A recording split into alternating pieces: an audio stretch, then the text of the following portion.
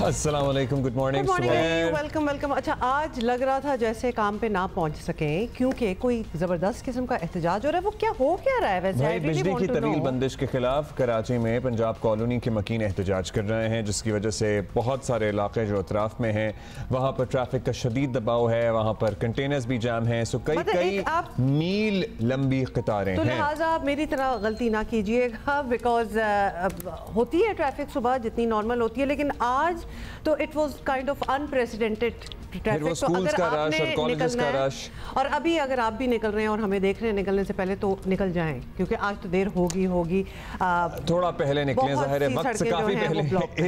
इस जैम से निकलने के लिए तो आपको वक्त से काफ़ी पहले निकलना पड़ेगा, लेकिन वो जो क्लॉग हुई हुई सूरत हाल इस्लामाबाद में, उससे कैसे निकला जाएगा ये नहीं समझ में आ रहा, क्योंकि जो जलसा हुआ पाकिस्तान तहरीक इंसाफ का, उसके बाद से हम देख रहे हैं कि क्रैकडाउन जारी है हुकूमत का, रियासत का, पाकिस्तान तहरीक इंसाफ के ख़िलाफ़। और जिन्होंने बहुत सी बातें की वो तो चलें पहले भी पकड़े गए थे, अब भी शायद गिरफ्तार हो जाएं या हो गए हैं, लेकिन जो नहीं भी बातें करते वो भी अगर पकड़े जाएंगे तो फिर क्या फ़र्क रह जाएगा। जैसे कि बैरिस्टर गौहर हमने देखा है, बड़ा हमेशा ही तमीज़ से गुफ्तगू करते हैं, बड़ी लॉजिकल और सेंस की बात करते हैं, और बड़ा नाप तोल के चॉइस ऑफ वर्ड्स जो है वो अनलाइक अदर हमने पीटीआई के लीडर्स देखे हैं, जो आता है मुंह में। सहाफ़ियों से भी उन्होंने गैर मशरूत माफ़ी मांगी, तो अगर उनको भी जिस अंदाज से गिरफ्तार किया गया होना था तो फिर यही बात ना कि जो कर रहे हैं फिर वो कहेंगे कि हम कुछ बोल के ही गिरफ्तार हो जाएं, जब कुछ ना बोल के भी गिरफ्तार हो ही रहे हैं। लेकिन एट द सेम टाइम कोई कितना भी गुनाहगार हो, जब इस तरह किसी के खिलाफ कार्रवाई करती है तो उनके गुनाहों का बोझ भी रियासत के कंधों पर पड़ता है। हम बात करते हैं बैरिस्टर सैफ, पाकिस्तान तहरीक इंसाफ के सीनियर रहनुमा, और कल इन्हीं के थ्रू हमें पता लगा था कि खैबर पख्तूनख्वा के वज़ीर आला से रब्ता करने की कोशिश करते रहे, लेकिन रात गए कहीं जाके फिर रब्ता हुआ। तो सबसे पहले तो बैरिस्टर सैफ साहब, अस्सलाम वालेकुम। आपसे यही पूछेंगे कि कब फिर आपका रब्ता हो पाया और क्या फिर बताया अली अमीन गंडापुर साहब ने आपको कि वो जो मीटिंग में थे वहाँ पे क्यों नहीं रब्ता हो पा रहा था? जी, थैंक यू वेरी मच। देखें, रात को काफ़ी देर के बाद ही उनसे रब्ता हुआ था, तकरीबन 3:30 बजे के बाद सुबह। उसके बाद वो पेशावर जा रहे थे और पेशावर पहुंचने वाले थे, तो उसके बाद तफसील से तो बात नहीं हो सकी। इंशाल्लाह वो आज बात होगी, मजीद डिटेल्स डिस्कस करेंगे कि क्या हुआ और कहाँ थे और कैसे क्या बातचीत हुई।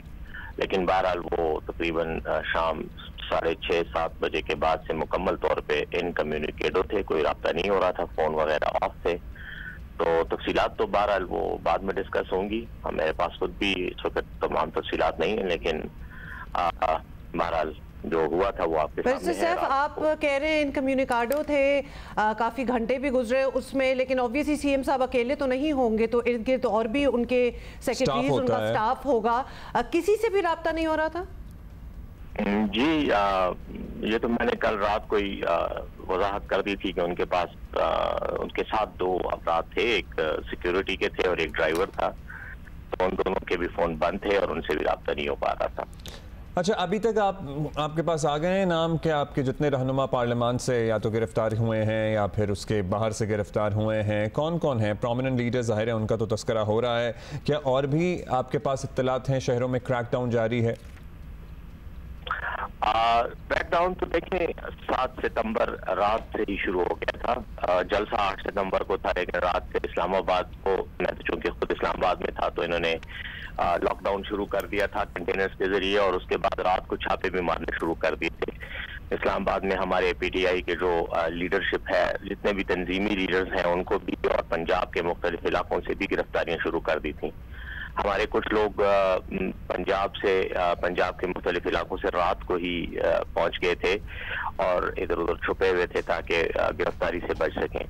तो जलसे को नाकाम बनाने के लिए तो पंजाब की हुकूमत और वफाकी हुकूमत ने 24 घंटे पहले ही जो है ऑपरेशन शुरू कर दिया था। चालाकी इन्होंने ये की कि एनओसी इन्होंने 8 सितंबर का जारी कर दिया था, लेकिन प्लान यही था कि एनओसी तो नहीं कैंसिल करेंगे, लेकिन एनओसी पर अमल दरामद को नामुमकिन बनवा देंगे ताकि लोग जलसागाह तक पहुंच ही ना सकें। मुख्तलिफ रास्ते ब्लॉक थे, गिरफ्तारियां कर रहे थे, और उसके बाद 8 तारीख को जो हुआ वो तो आपके कैमरों ने दिखाया, सारे मुल्क ने देखा। अब बहाना ये बनाया जा रहा है कि हमने एनओसी की खिलाफ वर्जी की, हालांकि तमाम वो इक़दाम किए गए ताकि एनओसी पर अमल ही ना हो सके और ऐसे हालात पैदा किए जाएं कि इनको एफआईआर दर्ज करवाने का और कानून की खिलाफ क्या ख्याल है आपका बैरिस्टर साहब? एनओसी की खिलाफ वर्जी तो चलें हुई वो तो हुई, लेकिन जो तकारीर हुई आपको लगता है कि उसने ज्यादा आपको डैमेज किया? एक मौका जो हाथ में आया था जलसा करने का, उसके बाद सूरत हाल हमवार हो सकती थी, लेकिन जिस तरह पर्टिकुलरली आपके अपने वज़ीर आला ने जिन मौज़ूआत पे गुफ्तगू की, जिन जिन शख्सियात और जिन जिन ओहदेदारान के बारे में गुफ्तगू की, फिर मुराद सईद का वीडियो पैगाम और उसमें जिस तरह से टारगेट किया गया, that actually backfired. Do you think so? देखें, जब आप किसी भी तहरीक को, किसी भी अवामी जमात को रूटीन के नॉर्मल अंदाज में जमहूरी हकूक एक्सरसाइज करने का मौका नहीं देते और उनके हकूक को सलब करते हैं, तो फिर जलसों में तकारीर यकीनन जज्बाती अंदाज में होती हैं, क्योंकि लीडर जज्बात नहीं दिलाता, कारकुन खुद जज्बात में होते हैं और कारकुन के जज्बात को कंट्रोल करने के लिए, उसको एक खास लिमिट में रखने के लिए लीडर्स को बाज़-औक़ात जज्बाती तकारीर करनी पड़ती हैं। यही पॉलिटिकल जो है ग्रुप डायनामिक्स होती हैं और इनको मैनेज करना पड़ता है इस तरीके से। तो लीडरशिप ने अगर जज्बाती तकारीर की तो उसकी वजह ये थी कि नीचे कारकुन भी काफी जज्बाती थे और अगर आप इस तरह की तकरीरें ना करें तो कारकुन के जज्बात जो हैं वो चैनलाइज नहीं हो सकते और गड़बड़ हो सकती है। तो इसलिए ये हुई। अब उसमें यकीनन बाज़ ऐसे अल्फाज अदा किए गए जो मैं समझता हूँ कि नाजेबा थे या जो काबिल एतराज हो सकते हैं किसी की नज़र में, लेकिन अगर हुए भी हैं तो अब्दुल्ला, उसके लिए पाकिस्तान में कवानीन मौजूद हैं, उसके लिए आपके पास डिफेमेशन लॉ है, उसके अलावा आपके पास जो है और ऐसी तकारीर, इस किस्म की बरंगेख्ता करने वाली तकारीर के लिए कवानीन मौजूद है, आप उसके तहत कार्रवाई करें। लेकिन ये तो ना करें कि पार्लियामेंट का इजलास अभी खत्म हुआ और आपने दरवाजे पे पुलिस वालों को लगा के जो है MMAs को, मुंतखब पार्लियामेंटेरियन को गिरफ्तार करना शुरू कर दिया टीवी कैमरों के आगे और एक पूरे मुल्क में टेंशन फैला दी और ऐसा माहौल पैदा कर दिया जैसे खुदा न ख्वास्ता किसी गैर मुल्की फौज ने जो है वो हमारे ऊपर हमला कर दिया। सारी रात मीडिया यही बातें करता रहा, क्या क्या आ गई थी। अगर एक तकरीर में किसी ने फर्ज करें किसी का नाम ले दिया या कुछ हो भी गया तो उसके लिए तो कानून मौजूद है। मैं ये नहीं कह रहा उसके खिलाफ कार्रवाई ना करें, जरूर करें, इन कवानीन है ना, उन कवानीन को इस्तेमाल करें। ये रियासती जबर और तशद्दुद का इजहार करना और बरमला करना और ऐसा करना जैसे कोई खलाई मखलूक जो है वो आसमान से उतर के आई और जमीन पर हमला आवर हो गई है, ये गलत तरीका है। यानी बेसिकली आपका कहने का मतलब है कि बाय लॉ जो हो सकता है वो करें, लेकिन not the way it is being done right now. Barrister साहब, अब इस पूरे मामले के बाद ऑब्वियसली इरादा तो यही था तहरीक इंसाफ का कि हर जगह जलसे होंगे, खासतौर पे पंजाब की तरफ भी इशारे दिए गए हैं, कहा गया है लाहौर में जलसा किया जाएगा। अब पंजाब हुकूमत ने तो काफी कैटेगोरिकली कह ही दिए कि NOC जो है वो नहीं मिलेगा। तो अब इस सिलसिले में क्या आप लोगों ने आगे सोचा? अभी सोचा भी है कि आगे क्या करना है या फिर अभी डील कर रहे हैं in the aftermath of what happened? देखिए, हमारी एक जमहूरी पार्टी है, जमहूरी तहरीक है और हम जो जदोजहद कर रहे हैं उसमें यकीनन पॉलिटिकल इज्तिमात भी होंगे, जलसे भी होंगे, जुलूस भी होंगे, मुजाहिदे भी होंगे और पाकिस्तान का आईन का आर्टिकल 17 और दीगर कई और आर्टिकल्स हमें इख्तियार देते हैं। हम पाकिस्तान में जहां चाहे अपने सियासी हक का इजहार एक इज्तिमाई अंदाज में कर सकते हैं। अब रह गई बात पंजाब की, तो पंजाब पे अगर किसी को ये गलतफहमी है कि पंजाब उसका है तो उसको मैं याद दिला दूं कि 8 फरवरी के इलेक्शन में पाकिस्तान के अवाम ने और खासतौर पर पंजाब के अवाम ने आपको बुरी तरह से मुस्तरद किया है। मियां नवाज शरीफ, शहबाज शरीफ, मरियम नवाज, राना सनाउल्लाह, ख्वाजा आसिफ, ये सब शिकस्त खुर्दा है, इनको शिकस्त हो चुकी है और ये जेली फॉर्म 47 के जरिए अपनी सीटों पर बैठे हैं। इलेक्शन कमीशन ना होता और इलेक्शन कमीशन में ये चीफ इलेक्शन कमिश्नर ना होता तो शायद आज ये गवाल मंडी में पकौड़े खा रहे होते। लेकिन मजबूरी है कि हमारे मुल्क के निजाम की खराबी है कि ये लोग बरसर इक़्तिदार है। पंजाब इनका नहीं है, पंजाब पाकिस्तान के अवाम का है, उस अवाम का जिसने 8 फरवरी को PTI को लैंडस्लाइड तरीके से वोट दिया। तो हम इंशाल्लाह जहाँ चाहेंगे अब जलसा करेंगे। हमें सिर्फ अपने कायद इमरान खान साहब की हिदायत का इंतजार है। जिस दिन वो कहेंगे लाहौर में हम जलसा करके दिखाएंगे, गड़बड़ होगी, हालात खराब होगी तो हम नहीं करेंगे। हालात खराब होने की जिम्मेदारी इनकी है क्योंकि ये हमें अपने जमहूरी और आईनी हुकूक को इस्तेमाल करते हैं। अच्छा बैरिस्टर साहब, आपने बिल्कुल ठीक कहा कि जिस तरह से जिस अंदाज में अरकान पार्लियामान को पार्लियामान के अहाते से भी पार्लियामान का तकद्दुस भी ज़ाहिर है फिर पामाल होता है, गिरफ़्तार किया जा रहा है, ये इंतहाई नामुनासिब है। ऑल्दो अली अमीन गंडापुर साहब की तकरीर भी इंतहाई नामुनासिब थी, लेकिन जो उसके बाद तरीक़ाकार अपनाया जा रहा है वो भी ठीक नहीं है। लेकिन एट द सेम टाइम आप ही के रहनुमा ये कहते हुए हमें नज़र आए कि भाई हमें जब पहले जलसा मनसूख करने का इस्टेब्लिशमेंट ने कहा तो उसके बाद अगला NOC साथ थमा दिया, तो हमारे तो मामलात समझ लें सही हो जाएंगे अगर हमारा NOC कैंसिल ना हुआ। फिर वो NOC कैंसिल ना हुआ, फिर वो जलसा हुआ भी। सो अभी उसके बाद जो सूरत हाल है वो तो बस डैमेज कंट्रोल ही है। आपको लगता है कि जो बातें जलसे में की गई उनमें से कुछ बातें ना की जाती तो पाकिस्तान तहरीक इंसाफ के सियासी मुस्तकबिल के लिए भी बेहतर होता? अब्दुल्ला, मैं फिर अपनी बात को रिपीट ही करूंगा कि यकीनन जलसे में जिस तरह की तकारीर की गई उनसे माहौल में तलखी पैदा हुई, लेकिन तलखी पैदा होने से ज्यादा तलखी पैदा करने की कोशिश भी की जा रही है। यानी बात को खामखा में अब इतना बड़ा चढ़ा के पेश किया जा रहा है जैसे कोई खुदा ना ख्वास्ता पाकिस्तान की सालमियत पर कोई हमला करने की तकरीरें हुई है। ऐसी कोई बात नहीं थी। आपको पता है, मैं बार बार ये कह रहा हूँ कि जलसों में तकारीर होती हैं और ये कोई नई बात नहीं है पॉलिटिक्स में। लेकिन जहां तक अब हालात खराब करने की बात है, हम तो नहीं खराब करना चाह रहे, हम तो चाहते हैं हालात ठीक हों। हमने तो एस्टेब्लिशमेंट की तरफ भी बार बार यही जेस्चर दिया और इमरान खान साहब ने तकारीर में और अपनी टीवी इसमें सहाफियों के टॉक्स में जो जेल से वो करते हैं उन्होंने बार बार कहा कि एस्टेब्लिशमेंट के साथ मैं बात करने के लिए तैयार हूँ for the sake of this country, Pakistan और आवाम के लिए।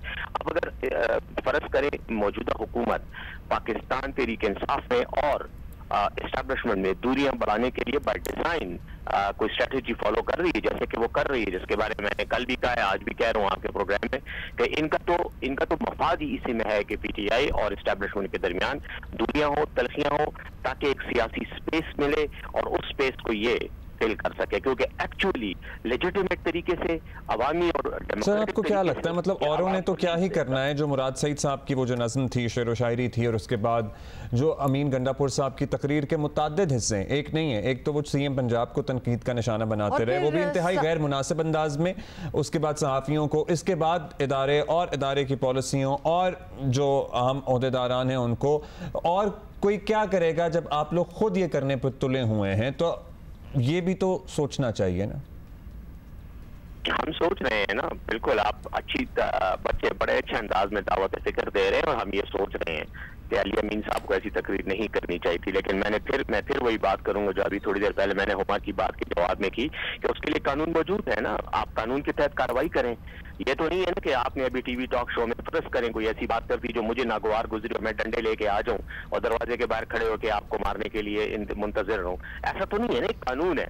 मुझे अगर तकलीफ हुई आपकी किसी बात है तो मुझे अदालत में जाना चाहिए, मुझे आपके खिलाफ सिविल केस कर देना चाहिए। वैसे बैरिस्टर साहब एक और तरीका भी है, अगर अली अमीन गंडापुर साहब थोड़े से रिमोर्स दिखाएं और शायद नजरसानी करें अपने अल्फाज पे और माजरत भी कर सकते हैं, मतलब there are other ways to go about it as well. चले नजरसानी और जो है माजरत जो है वो भी अली अमीन गंडापुर साहब से ज्यादा जो बड़े ओहदेदार हैं, बहुत ऊंचे ओहदेदार, चेयरमैन पाकिस्तान तहरीक इंसाफ बैरिस्टर गौहर साहब ने माजरत कर दी ना। कल सारी मीडिया पर उनकी माजरत चलती रही। अब उसके बाद क्या करें और क्या माजरत हो सकती है? अल्फाज से ही इंसान माजरत करता है और हमारी कोशिश ये होगी कि आइंदा हमारे जलसों में ऐसी कोई बात ना हो जिससे किसी एक शोबे को या किसी शख्स को जो है जाती तनकीद उस पर हो। जमहूरी तनकीद तो हर किसी के लिए जायज है, लेकिन हम करेंगे। लोग दे लर्न, लोग जो है वो सीखते हैं तजुर्बे से। लेकिन मैं कहना फिर यही चाह रहा हूँ कि जो आपका रद्द अमल है, अली अमीन गंडापुर साहब के अमल पे आप एतराज कर सकते हैं, लेकिन अपने रद्द अमल को भी इग्नोर न करें हुकूमत की तरफ से जिस तरह का रद्द अमल। ठीक, आपका मौक़िफ़ पहुंच गया सर, ज़ाहिर है देख ही रहे हैं लोग सारा कुछ, और आपका मौक़िफ़ भी पहुंच गया। आपने कहा कि हमारा अमल भी फॉल्टी हो सकता है, लेकिन जो रद्द अमल आ रहा है, बहुत शुक्रिया, वो भी बहुत ज़्यादा शदीद है। अच्छा, ये सारी बातें इस सारी सूरत हाल में ना एक चीज़ का नुकसान ज़रूर होता है, वह है जमहूरियत और जमहूरी रवायात और पार्लिमानी रवायात और पार्लिमान को मुक़द्दम जो हम जानते हैं और मेंबरान पार्लिमान का जो मुक़द्दम होना है वो सारी चीज़ें जो हैं सर्टनली बहुत मुतासिर होती हैं and it is not good for the democracy. और कभी कभार ये भी फील होता है they were really never the priority in the first place. तो ऑब्वियसली अदरवाइज हर कोई अपने वर्ड्स पे, अपने इमोशंस पे कंट्रोल रखे। हमारे साथ मौजूद है, और साथ ही हैदर शिराजी भी हमारे साथ हैं, दोनों हमें इस्लामाबाद से ज्वाइन कर रहे हैं। याज अकबर, आफ्टर मार्च थोड़ा सा हमें ये बता दें, क्योंकि उसके बाद गिरफ्तारियां, क्रैकडाउन, सीएम केपी का इनकम्युनिकाडो हो जाना, बैरिस्टर सैफ का यही कहना है। इन चीज़ों की ज़रा तफसीलात दें कुछ डिटेल से। अब्दुल्ला हुमा, जैसे आपको मालूम है कि जब इस्लामाबाद में जलसे का उन्होंने अनाउंस किया तो उसके बाद एक NOC जारी किया गया ज़िला इंतज़ामिया की जानिब से, और उसके अंदर कोई 41-42 क्लॉजेस थे, कवायद ज़वाबित थे, SOPs थे, और इसको जो मुंतज़मीन थे या जो टॉप लीडरशिप थी उन्होंने बाकायदा इस पर एग्रीमेंट किया, इसको माना कि हम इस पर अमल दरामद करने के पाबंद होंगे। उसके बाद आपको पता है एक कानून नया बना और उस कानून के तहत उनको ये बताया भी गया कि अगर इसकी खिलाफ वर्जी होगी, उस असम्बली में मौजूद थे जब ये कानून पास हुआ और अगले दिन उनका जलसा था। ऑब्वियसली उनको भी पता है कि कानून पास क्यों हुआ है, असम्बली के फ्लोर के ऊपर आपको पता है कि कानून साज़ी होती है। तो जब हमारे यहाँ शादियाँ नहीं टाइम पे ख़त्म हो पाती तो यहाँ पे वो जलसा जिसमें हज़ारों लोग मौजूद थे, it is very, I'm sorry but it is impossible, it is very difficult and it is also unrealistic and unfair। so वो अब ये हम आपके पास ज़रूर आएंगे कि अब इनकी अगली क्या हिकमत अमली होगी। और ये जो apparently अली अमीन गंडापुर साहब अपने रफ़क़ा को आज लेके बैठेंगे, खैबर पख्तूनख्वा में इजलास भी है, उसमें क्या हो सकता है, क्या वो बताएंगे अपनी कल की रुदात। हैदर, आप बता दीजिए कौन कौन रह गया है गिरफ्तार होने से? देखिए पाकिस्तान तहरीक इंसाफ गुज़श्ता रोज़ हमने देखा कि सीनियर लीडरशिप बैरिस्टर गोहर से लेकर शुएब शाहीन और फिर ज़ैन कुरैशी तक उन्हें गिरफ़्तार किया गया। और गुज़श्ता रात जो कुछ हुआ वो बहुत ज़्यादा PTI के लिए तशवीशनाक था। जब रात तकरीबन 3:30-4 बजे पार्लियामेंट हाउस के अंदर कानून नाफिज करने वाले अदारों के एहलकार दाखिल हुए और पार्लियामेंट के हदूद के अंदर से PTI के रहनुमाओं को गिरफ्तार किया गया, जिसमें आमर डोगर शामिल थे, जिसमें इसके अलावा शेख वक़ास सकरम, ज़ैन कुरैशी और दीगर ये साथी थे, उन्हें गिरफ्तार किया गया। तो ये पार्लियामेंट के हदूद के अंदर वो दाखिल हुए। इससे कबल याद रहे कि पार्लियामेंट के हदूद से दाखिले के हवाले से स्पीकर की जानिब से ये अहकामात हैं और इससे कबल भी ये पार्लिमानी रवायात हैं कि पार्लियामेंट के हदूद से किसी को गिरफ़्तार नहीं किया जा सकता। इस पर भी पार्लिमान पर एतमाद करने वाले बहुत ज़्यादा तशवीश का इजहार करते नज़र आ रहे हैं। और गुज़श्ता रोज़ जिस वक्त गिरफ़्तारी का अमल शुरू हुआ तो सबसे पहले उमर अयूब और जरताज गुल को बताया गया कि अब पार्लियामेंट हाउस के गेट पर कैदी वैन्स खड़ी हैं और अपोजिशन के रहनुमाओं को गिरफ्तार किया जा सकता है।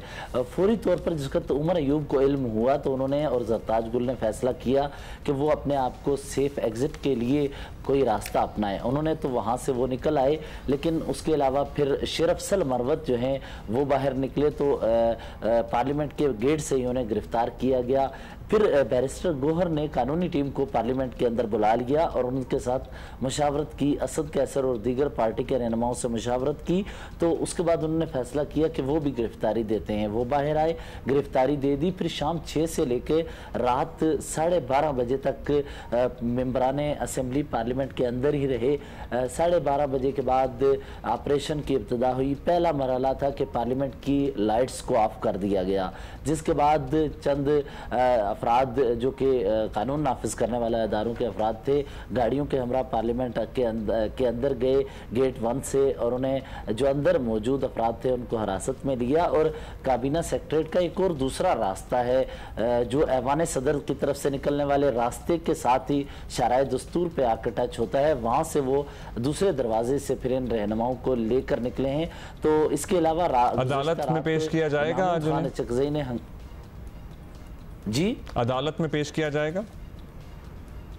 जी, इस हवाले से अदालत में 24 घंटे के अंदर अंदर पेश करना ज़रूरी होता है, तो लिहाजा आज इम्कान जाहिर किया जा रहा है अदालत में पेश करेंगे और PTI की कानूनी हमारे साथ रहिएगा राजा ने अयाज, आपसे PTI की अगली प्लानिंग क्या होने जा रही है उस पर हमने तफसील से बात करनी है। प्लीज़ आप हमारे साथ रहें। लेकिन अभी अबू बकर सिद्दीक हमारे साथ हैं फ्रॉम पेशावर, और वहाँ पे अपेरेंटली अली अमीन गंडापुरा, आप अपनी पार्लिमानी पार्टी का, अपनी काबीना का भी इजलास बुलाने की इत्तलात हैं, अपने रहनुमाओं से, रुफ़क़ा से मुलाकात करेंगे, जूम पे भी होनी थी कुछ मीटिंग्स, वो सारी चीज़ें हमें बताएंगे अबू बकर सिद्दीक। जी अबू बकर, बताइएगा, तफसीलात दीजिएगा कि अब जो होना था वो तो हो ही रहा है, सामने है सारों के, लेकिन आगे प्लानिंग क्या आप देख रहे हैं?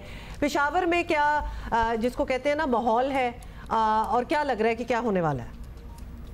देखिए जी, पेशावर में तो जैसे ही वज़ीर खैबर पख्तूनख्वा अली अमीन गंडापुर पहुंचे तो उसी वक्त CM हाउस में जो प्रोविंशियल मिनिस्टर्स है तो वो भी के बेशतर मिनिस्टर जो है वो CM हाउस के जो अरकान असम्बली है वो भी CM हाउस गए हैं और उन्होंने वज़ीर खैबर पख्तूनख्वा से बातचीत की है, जबकि जो क़यादत इस्लामाबाद में तो उनसे भी वज़ीर खैबर पख्तूनख्वा की जूम पे मीटिंग हुई है और तमाम तर जो सिचुएशन की जो मीटिंग हुई थी, जो बताया जा रहा है PTI की जानिब से कि वज़ीर जो के पिछला रोज़ जो है वो गए थे इस्लामाबाद एक मीटिंग के लिए, तो जो मीटिंग का अहवाल था तो वो तमाम तरह अहवाल जो वो वज़ीर ने शेयर किया PTI क़यादत के साथ और जो मिनिस्टर थे उनके साथ भी। तो अब भी इस वक्त भी CM हाउस में जो है ये इजलास जो जारी है, वज़ीर खैबर पख्तूनख्वा भी मौजूद है और लाएअमल जो है वो बनाया जा रहा है, तवक्को ये की जा रही है, चूँकि गुज़िश्ता रोज़ जब ये सिचुएशन बनी तो एक अचानक ही जो इजलास था जो शेड्यूल था 23 सितंबर को खैबर पख्तूनख्वा असम्बली का, तो फौरी तौर पर स्पीकर की जानिब से एक एलामिया जारी हुआ और उसमें बताया गया कि इजलास जो है वो आज होगा। तो आज इजलास भी शेड्यूल है, आज पख्तूनख्वा असम्बली का इजलास भी है, बड़ा अहम इजलास हो सकता है। लेट्स सी के पार्लियामान आज़न असम्बली के फोरम में क्या बताते हैं वज़ीर आला खैबर पख्तूनख्वा।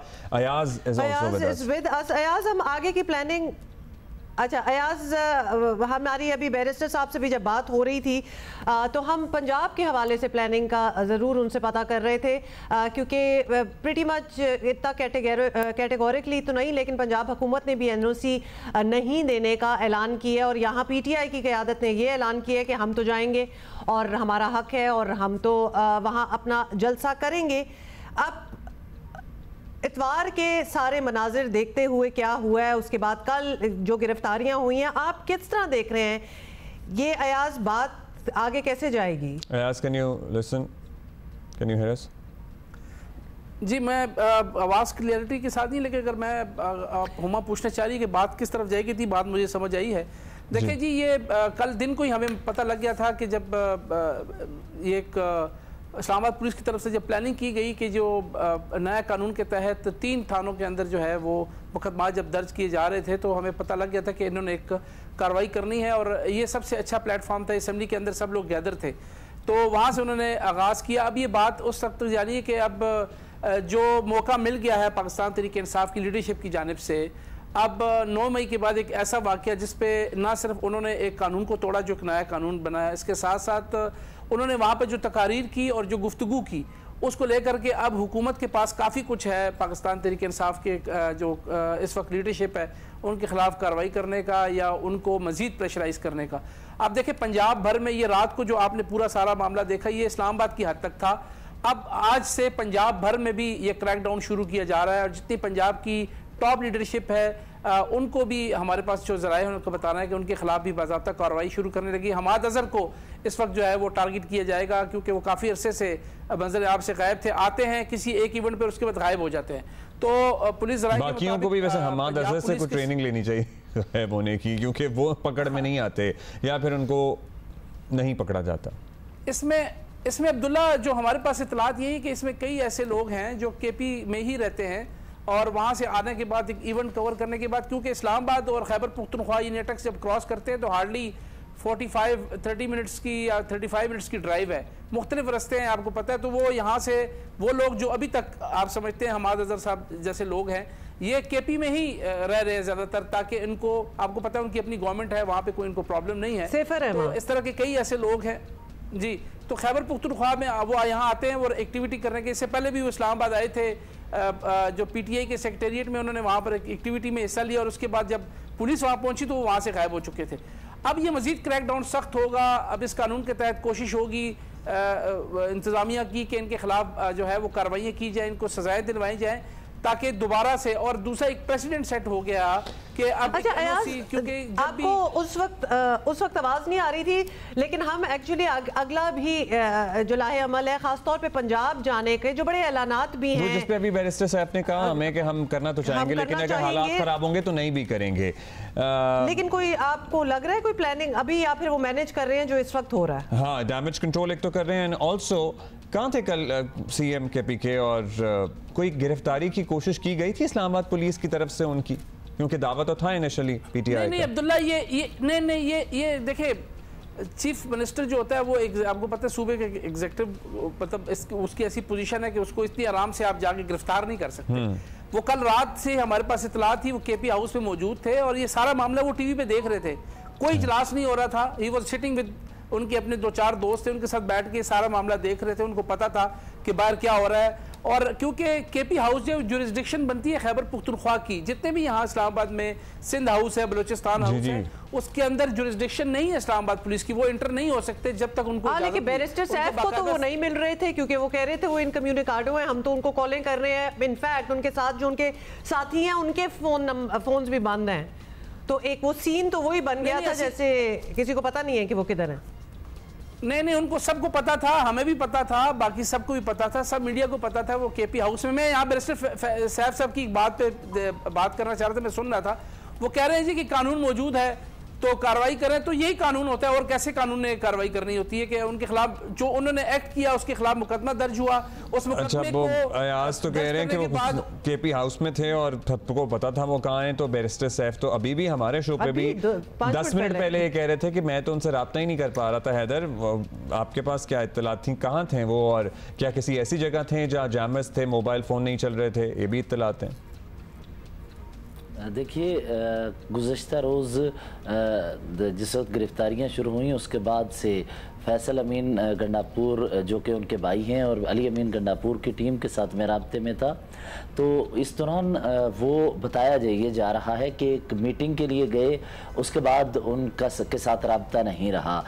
इस दौरान अली अमीन गंडापुर को हमने मैसेजेस भी किए, उनको वो मैसेज जा रहे थे लेकिन उन्होंने पढ़े नहीं। इस दौरान बाद में बताया गया कि चैम्बर्स की वजह से उनका मोबाइल से राब्ता मुनक़ता हो गया है और हमें उनके करीबी ज़रा ये बता रहे थे कि वो एक मीटिंग में गए हैं और ऑफिशियल्स जो कि जिनका ताल्लुक पाकिस्तान के कानून नाफिज करने वाले अदारों से भी है, तो उनके साथ मीटिंग पर गए हैं और मीटिंग की जा रही है। चलिए, उस मीटिंग का अहवाल तो हम सब जानने के लिए बेताब हैं। लेट्स सी क्या होता है कि क्या वहाँ पे क्या हुआ, क्योंकि अमीन गंडापुर साहब ने तो तकरीरों में बहुत कुछ कहा था ना कि कौन पैर पकड़ता है और कौन नहीं पकड़ता। Let's see. बहुत शुक्रिया आपका Ayaz Akbar, thank you Baqar Siddique, thank you Haider Shirazi. So ये अपडेट्स तो चलती रहेंगी इस्लामाबाद से, गिरदो नवाज से। अच्छा जी, पॉलिटिक्स तो हमारी इज़ फुल ऑफ टेंशंस, लेकिन अब हमारी स्पोर्ट्स जिसमें हम क्रिकेट की बात करते हैं उसमें भी बहुत ही टेंशन है। लेकिन आपको ये बता दें कि पाकिस्तान की डोमेस्टिक क्रिकेट की तारीख का सबसे बड़ा वनडे टूर्नामेंट 12 सितंबर को फैसलाबाद के इकबाल स्टेडियम में शुरू हो रहा है और पाकिस्तान क्रिकेट को नए टैलेंट की जितनी ज़रूरत आज महसूस की जा रही है, इससे पहले शायद कभी नहीं रही होगी। इनफैक्ट मतलब हम मेंशन भी करते थे डोमेस्टिक टूर्नामेंट का, लेकिन उस तरह नहीं। इस वक्त तो हमारी सर्वाइवल की जंग है, वी नीड न्यू टैलेंट। तो ऑब्वियसली तवक्को की जा रही है कि चैंपियंस कप से पाकिस्तान क्रिकेट को तीनों फॉर्मेट्स के बैकअप खिलाड़ी जो हैं वो तलाश करने में बड़ी मदद मिलेगी। लेट्स सी आगे पता नहीं क्या होगा। चेयरमैन पीसीबी मोहसिन नकवी ने कल लाहौर में इवेंट में शरीक 5 टीमों के मेंटर्स शुएब मलिक, मिसबाहुल हक, वकार यूनुस, सरफराज अहमद और सकरैन मुश्ताक से मुलाकात की है। चैंपियंस कप के इंतजाम पर सलाह मशवरा किया है। मोहसिन नकवी ने कहा कि चैंपियंस कप को पाकिस्तान क्रिकेट का ब्रांड बनाना है। उम्मीद है तमाम मेंटर्स इसमें अपना भरपूर किरदार अदा करेंगे। अच्छी बात यह है कि चैंपियंस वनडे कप में क्रिकेट शायकीन की दिलचस्पी बढ़ रही है। है। टूर्नामेंट के टिकट आज से दस्तयाब हैं, जबकि शायकीन इसे ऑनलाइन भी खरीद सकते हैं। और पाकिस्तान क्रिकेट बोर्ड ने 12 से 22 सितंबर तक कुछ एनक्लेव्स मुफ्त दाखिले के लिए भी रखे हुए हैं।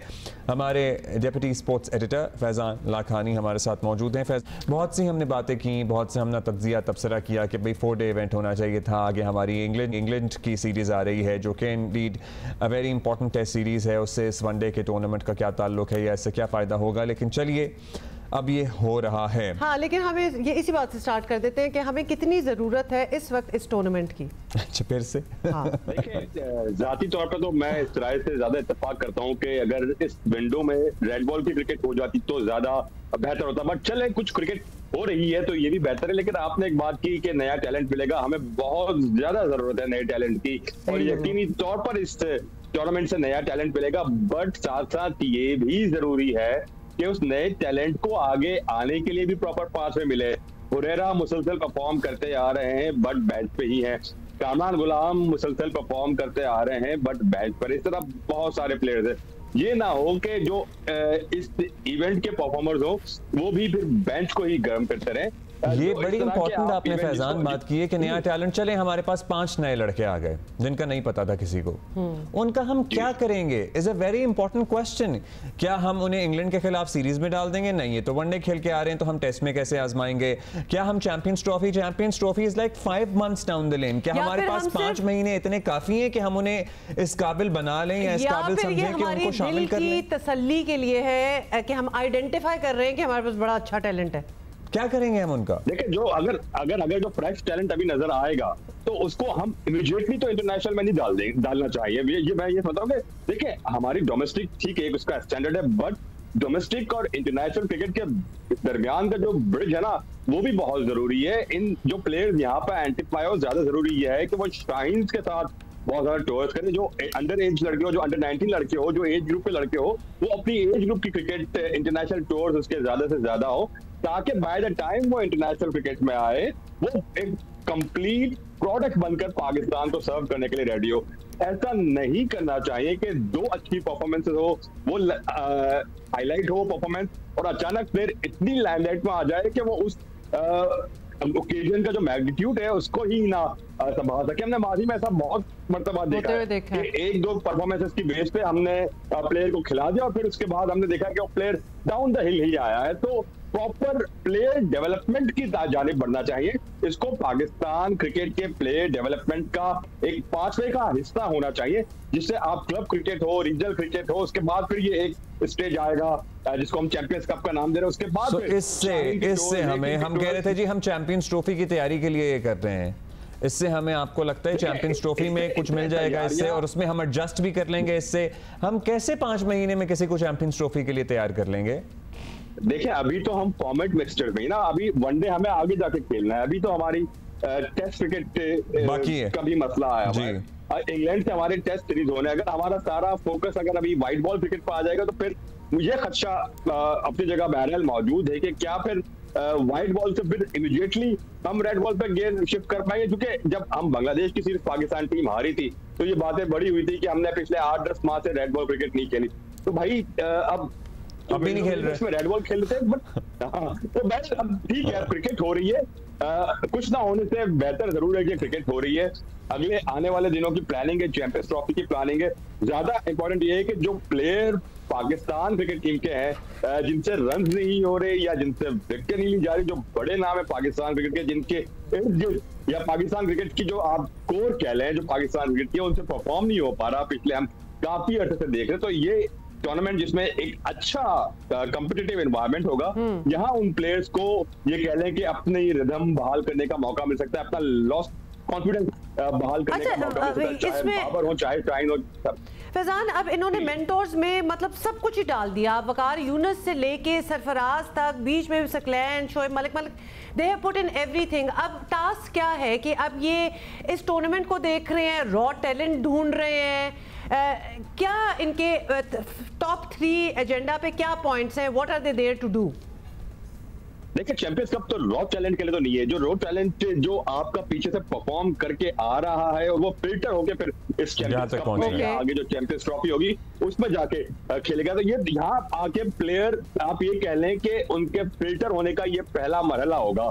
आप नीचे से परफॉर्म करते करते आ रहे हैं, ये एक ऐसा कॉम्पिटिटिव टूर्नामेंट है जहां पे फिर फिल्टर होके जो निस्बतन बेहतर प्लेयर होंगे वो फिर आगे जाएंगे। जिस तरह मैंने कहा कि जो पासवे के लिए बड़ा अहम होगा शाहीन का टूर, जो उसको अब हम शाहीन कहते हैं, ए टीम जो हमारी माजी में हुआ करती थी, या अंडर 19 या अंडर 20 क्रिकेट टूर्स होंगे। और उसके बाद या फिर ऐसे इंटरनेशनल मैचेस जो अगेंस्ट इतनी ज्यादा कॉम्पिटिटिव टीमों के अगेंस्ट ना हो। अनफॉर्चुनेटली अभी तो हम लेसर कॉम्पिटिटिव टीम से भी हार रहे हैं, बट होम सीरीज आमतौर पर हम अपने यंगस्टर्स को चांस देने की रिवायत होती रही है।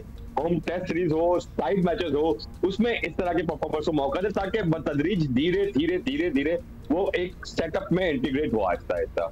अच्छा, अब ये भी बता दीजिएगा, एक तो सरफराज को एक तरफ मेंटोर बनाते हैं, फिर वो कप में भी शिरकत करते हैं, फिर पीएसएल की कप्तानी से भी उन्होंने बार किया।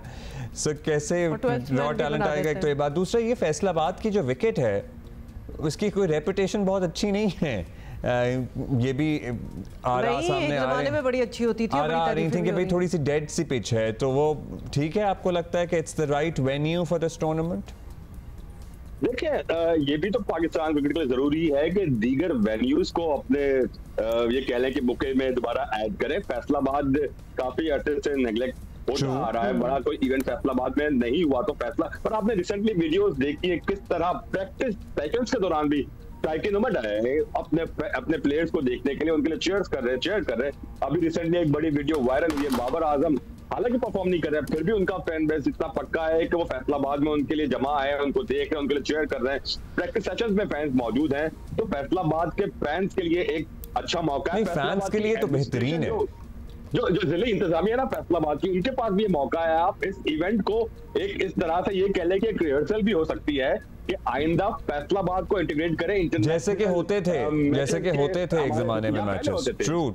यहाँ 5 स्टार होटल भी मौजूद है, या सिक्योरिटी की एक तरह की रिहर्सल हो जाएगी, मौका मिल जाएगा वेन्यूज में हमें मजीद क्या बेहतरी लानी है। अभी वेन्यूज के भी कुछ इश्यूज, वेन्यूज के इशू मतलब कराची का हाल आप देख लें, कराची स्टेडियम, लाहौर स्टेडियम दोबारा हो रहा है, रावलपिंडी स्टेडियम तो अभी हमने बांग्लादेश के अगेंस्ट टेस्ट में देखा था, उधर भी हालात खास नहीं है, तो ऑफ कोर्स उसमें तो बहुत काम हो रहा है। वैसे वेन्यूज की कंस्ट्रक्शन रहती नहीं है, we really need to build our venues. में तो अब नया स्टेडियम ही होगा, इसकी रेनोवेशन अब मेरा नहीं ख्याल कि मुमकिन हो पाएगी। पिंडी के हवाले से ये इत्तलात है कि रावलपिंडी स्टेडियम की अब इस्लामाबाद में नया स्टेडियम होगा जो फिर इस्लामाबाद पिंडी के मैचेस होस्ट किया करेगा। उम्मीद है जिस मोहसिन नकवी ने पिछले दिनों ये बात कही थी कि 31 दिसंबर तक एटलीस्ट कज़ाफी स्टेडियम का ढांचा रेडी हो जाएगा। तो आई होप के बिफोर चैंपियंस ट्रॉफी हो जाए। बट फैसलाबाद भी बाय टाइम अगर पाकिस्तान क्रिकेट बोर्ड और फैसलाबाद की एडमिनिस्ट्रेशन उसको एक प्रॉपर वेन्यू के तौर पर प्रेजेंट करने में कामयाब हो सकती है, तो by next year start it from PSL और आहिस्ता फिर यहाँ भी इंटरनेशनल मैचेस हो। क्योंकि कहीं कहीं बहुत सारे वेन्यूज में अगर आप देखते हैं कि शायकीन की तादाद कम होती जा रही है, तो उसकी वजह ये भी होती है कि ओवरडू भी हो जाता है बहुत सारे वेन्यू पे। अच्छा फैजान, कराची में ही सारे मैचेस करते जी। Got it. अब फाइनली ये भी बता दें कि अभी बांग्लादेश के अगेंस्ट टेस्ट में हमने एक अशद ज़रूरत जो हमें एक मिसिंग थी ना, वो स्पिनर की थी। अब ये जो हो रहा है मैचेस, ये जो कप्स हैं, इनमें हमें स्पिनर ढूंढ रहे हैं, हम स्पिनर मिल जाएगा? ऑल्दो वनडे है लेकिन स्पिनर तो मिलना चाहिए। हमारे पास स्पिनर, बात यही है कि मौका देना पड़ता है और उनको मुसलसल खिलाना पड़ता है। आप एक इवेंट की बेस पर आप ये नहीं कह सकते कि हमें बहुत बड़ा कोई प्लेयर मिल गया। कभी कभार ये होता है कि प्लेयर का एक सीजन अच्छा जाता है और फिर 2-3 सीजन अच्छे नहीं जाते। इसलिए ये बात बार बार हर जगह ये कही जाती है कि 2-3 सीजन प्लेयर को मुसलसल खिलाया जाए ताकि प्लेयर पक्का हो जाए, उसके बाद फिर आगे वो पाकिस्तान टीम का हिस्सा बने, उसमें धीरे धीरे पाकिस्तान टीम में आए।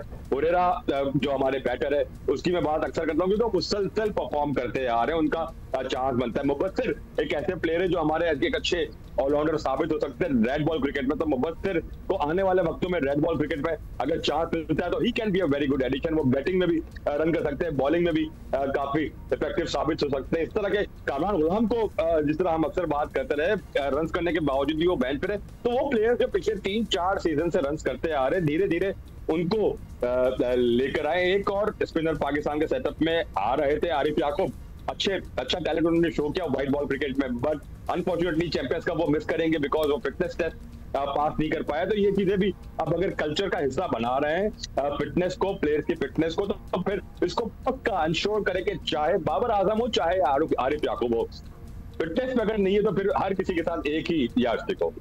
थैंक यू जी। That goes without saying, fitness तो बहुत जरूरी है। If you are in, let's see, ये शुरू हो रहा है, एक्साइटमेंट भी है, तो फिटनेस पे ही आप और होपफुली हमें जो हमने टारगेट्स रखे हुए हैं इस टूर्नामेंट से अचीव करने के लिए उसमें कुछ सहूलत मिले, कुछ मिल जाए नया टैलेंट। अभी हम दादू में सैलाब के बाद क्या सूरत हाल है रियाज नारेजो से जानेंगे। लोगों को मुश्किलात हैं, बच्चों को, बड़ों को, सबको मुश्किलात हैं। Yes, let's watch.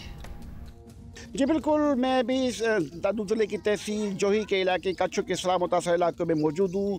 Union council सावरों के ये देहात हैं जो सैलाब से मुतासर है। हालिया सैलाब ने जहाँ आम जिंदगी और खाने पीने की अशिया के हवाले से, तिबी सहूलियत के हवाले से लोगों को नुकसान पहुँचाया है, उसके साथ साथ यहाँ पे तदरीसी अमल भी बुरी तरह से मुतासर हुआ है। इन सैलाब मुतासर इलाकों में जिनकी तादाद 20 से ज़ायद है, जो कि जहाँ सैलाब दाखिल हुआ था इसके साथ 150 से ज़्यादा ऐसे थे जिनका राब्ता मुनक़ता था, वहाँ पे तदरीसी अमल तहतल का शिकार है। कुछ ऐसा ही हाल इस जगह पे जहाँ मैं मौजूद हूँ। ये गांव जाम खान बबर है जहाँ पे मुद्दत से स्कूल बंद है और ये बच्चे सैलाब मुतासर बच्चे जो अभी सैलाब मुतासर हुए हैं गाद नदी के हवाले से यहाँ से 2 किलोमीटर दूर एक दूसरे गाँव में जाने में मजबूर हैं। मेरा कब में जिस स्कूल को आप देख रहे हैं ये स्कूल भी खस्ता हाल हो चुका है इसकी इमारत, और यहाँ पे 98 से लेकर ये स्कूल बंद है। टीचर यहाँ नहीं आ रहे, बच्चे मेरे साथ मौजूद हैं। आइए उनसे सुनते हैं वो क्या बताते हैं हमें। जी बेटा, मास्टर दे स्कूल बंद है, बाबल दे गोटे पढ़न में। ठीक है, ये बच्चे कह रहे हैं कि हमें इसी स्कूल में टीचर दे दें क्योंकि हम बहुत एक बड़ी तवील मुसाफत करते हुए करीबी उस स्कूल में जाने में मजबूर होते हैं। हमारा अपना स्कूल मौजूद है, इसी इमारत को बहाल करके टीचर दिया जाए। जी आई फील सो बैड। मतलब एक तो आपको इतनी मुश्किलों से कोई स्कूल मिले और फिर स्कूल के ये हालात हो जाएं, ऊपर से सैलाब आ जाए, और बच्चे जो कि क्लियरली पढ़ना चाहते हैं, मतलब उस बच्ची का ये कहना कि हमें इसी स्कूल में टीचर दे दें वरना बहुत लंबा सफ़र होता है किसी स्कूल में पहुंचना। और स्कूल ठीक ठाक ही है। हाँ, it's not a bad school. It's better than a lot of other schools जो हम शहरों में भी देखते हैं। अगर इसको थोड़ा सा पानी शानी निकाल दें और इसका स्ट्रक्चर जो है उसको थोड़ा सा पक्का कर दें, बिकॉज ये भी डर होता है ना कोई दीवारें शिवारें ना गिर जाएं। लेकिन ये बड़ी प्रायोरिटी बेसिस पे ये होना चाहिए। And I was just thinking ये पानी खड़ा हुआ है, ये another health hazard है। पता है, हाँ, ये जहाँ भी पानी खड़ा है वहाँ पे मच्छर और पेट के अमराज एंड व्हाट नॉट, ये बड़ा इंपॉर्टेंट है, वेरी इंपॉर्टेंट। मुल्क भर में कल से पोलियो के खात्मे की मुहिम शुरू कर दी गई है और मुहिम के तहत मुल्क के 115 अजला में 3 करोड़ से ज़ायद बच्चों को पोलियो से बचाव के कतरे पिलाए जाएंगे। ये पूरी एक कोशिश होगी और इसमें आपका ताबुन नहीं होगा तो कुछ नहीं हो सकता। आपको बता दें कि गुज़िश्ता दिनों इस्लामाबाद में पोलियो का केस रिपोर्ट हुआ जिससे रवा साल पोलियो केसेस की तादाद 17 हो गए। We had literally come to down to 4 और 5। अब हम वापस 17 पे क्यों गए हैं? इसका मतलब है कोई ना कोई तो रेजिस्ट कर ही रहा है और ये नहीं होना चाहिए। वज़ीर आज़म शहबाज शरीफ कह तो रहे हैं कि पाकिस्तान पोलियो फ्री मुल्क हो जाएगा, अल्लाह करे ऐसा हो भी जाए, क्योंकि हम लिटरली हम जब खुद कतरे पीते थे और इस वक्त से हमारे बच्चे कतरे पी रहे हैं, ये वक्त आ गया है, ये चल ही रहा है मसला। हमने पोलियो की मुहिम का आगाज़ किया है। समझता हूँ कि हमारी ये मुहिम इंशाअल्लाह बड़ी काबिल टीम की निगरानी में लॉन्च हो रही है और मुझे पूरी उम्मीद है कि वफाकी हुकूमत सूबों के साथ मिलकर पोलियो का जो एक दाग है पाकिस्तान के माथे पर, ये हमेशा के लिए ख़त्म हो जाएगा। ये बीमारी पाकिस्तान की सरहदों से हमेशा के लिए चली जाएगी और दोबारा कभी वापस नहीं लौटेगी। अब ये हम हर बार इसको रिपीट करते हैं और ये बड़ी ही सैड रियलिटी है। बदकिस्मती से आज भी मुल्क में कुछ ना समझ लोग जो हैं वो पोलियो के कतरे पिलाने से इनकार करके अपने बच्चों पर तो ऑब्वियसली जुल्म कर ही रहे हैं और अभी तक जनरेशन्स गुजर गई हैं, उनको ये समझ नहीं आई कि पोलियो के कतरे ना पिलाओ तो क्या होता है। आई वंडर, हमारे पास तो केसेस हैं सामने, तो ये तो एक हो ही रहा है और पोलियो वायरस की मौजूदगी भी ऑब्वियसली वजह बनी हुई है बिकॉज वो नहीं पिला रहे होते अपने बच्चों को। आलमी इदारा सेहत ने 2023 की दूसरे समझे आप 6 महीने या शशमाही के बाद पाकिस्तान में पोलियो केसेस बढ़ने पर तशवीश का भी इजहार किया, जो बतौर पाकिस्तानी हम सब के लिए मैं बताऊं एम्बैरेसिंग भी है, एम्बैरेसिंग है अब तो।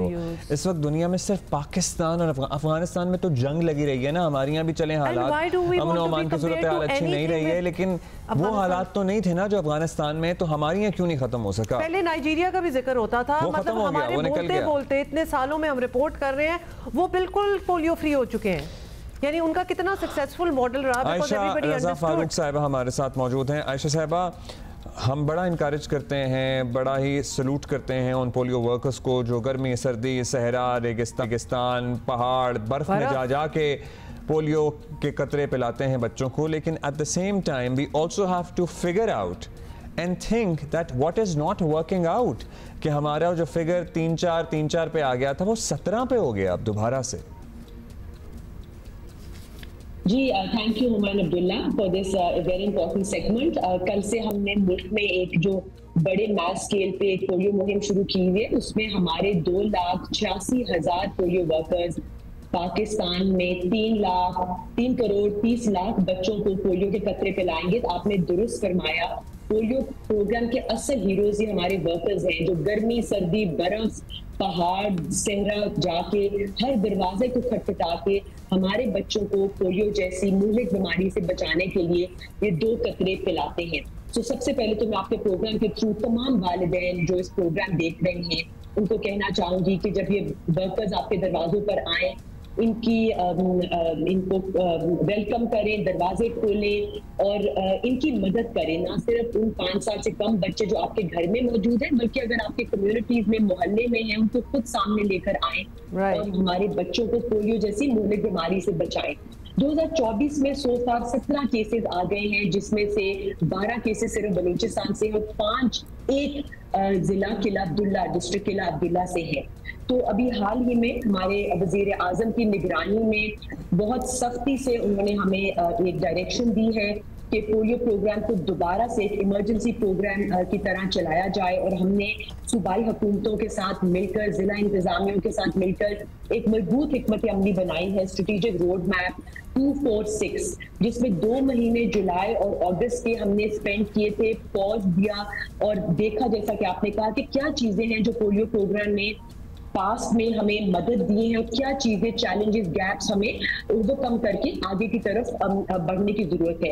और उसमें बहुत सी चीजें फिर हमने रेक्टिफाई की है, करेक्ट की है, जिसमें सूबाई और वफाकी हुकूमतों और प्रोग्राम के दरमियान जो कोऑर्डिनेशन मैकेनिज्म फेल हो गया था उसको दोबारा से चलाया है। हमने इकट्ठे मिलकर एक रोड मैप बनाया है। हमारी जो ऐसी फैमिलीज जो इनकारी करती थी, बच्चों को जो घरों में छुपा देती थी, उनके लिए हमने कम्युनिकेशन प्रोग्राम बनाया है। Yet, आयशा साहिबा, there is resistance. Otherwise, ये 17 केसेस जिनका हम जिक्र कर रहे हैं, जो कि हमारी नज़रों के सामने over the years, because we have been reporting as well, ये बड़े हैं कि हम literally 3, 4, 5 तक पहुंच गए थे, अब 17 वापस आ गए हैं।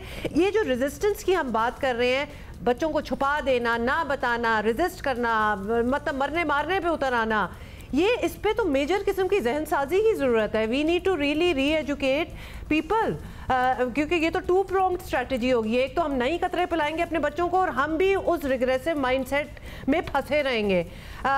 ये करने की ज़रूरत है। वी हैव सीन कुछ drama type advertisements on television screens over the past few years, जो कि बड़े इफेक्टिव थे, एंड येट हम रेजिस्टेंस देख रहे हैं। इसके बारे में आप लोगों ने कुछ सोचा?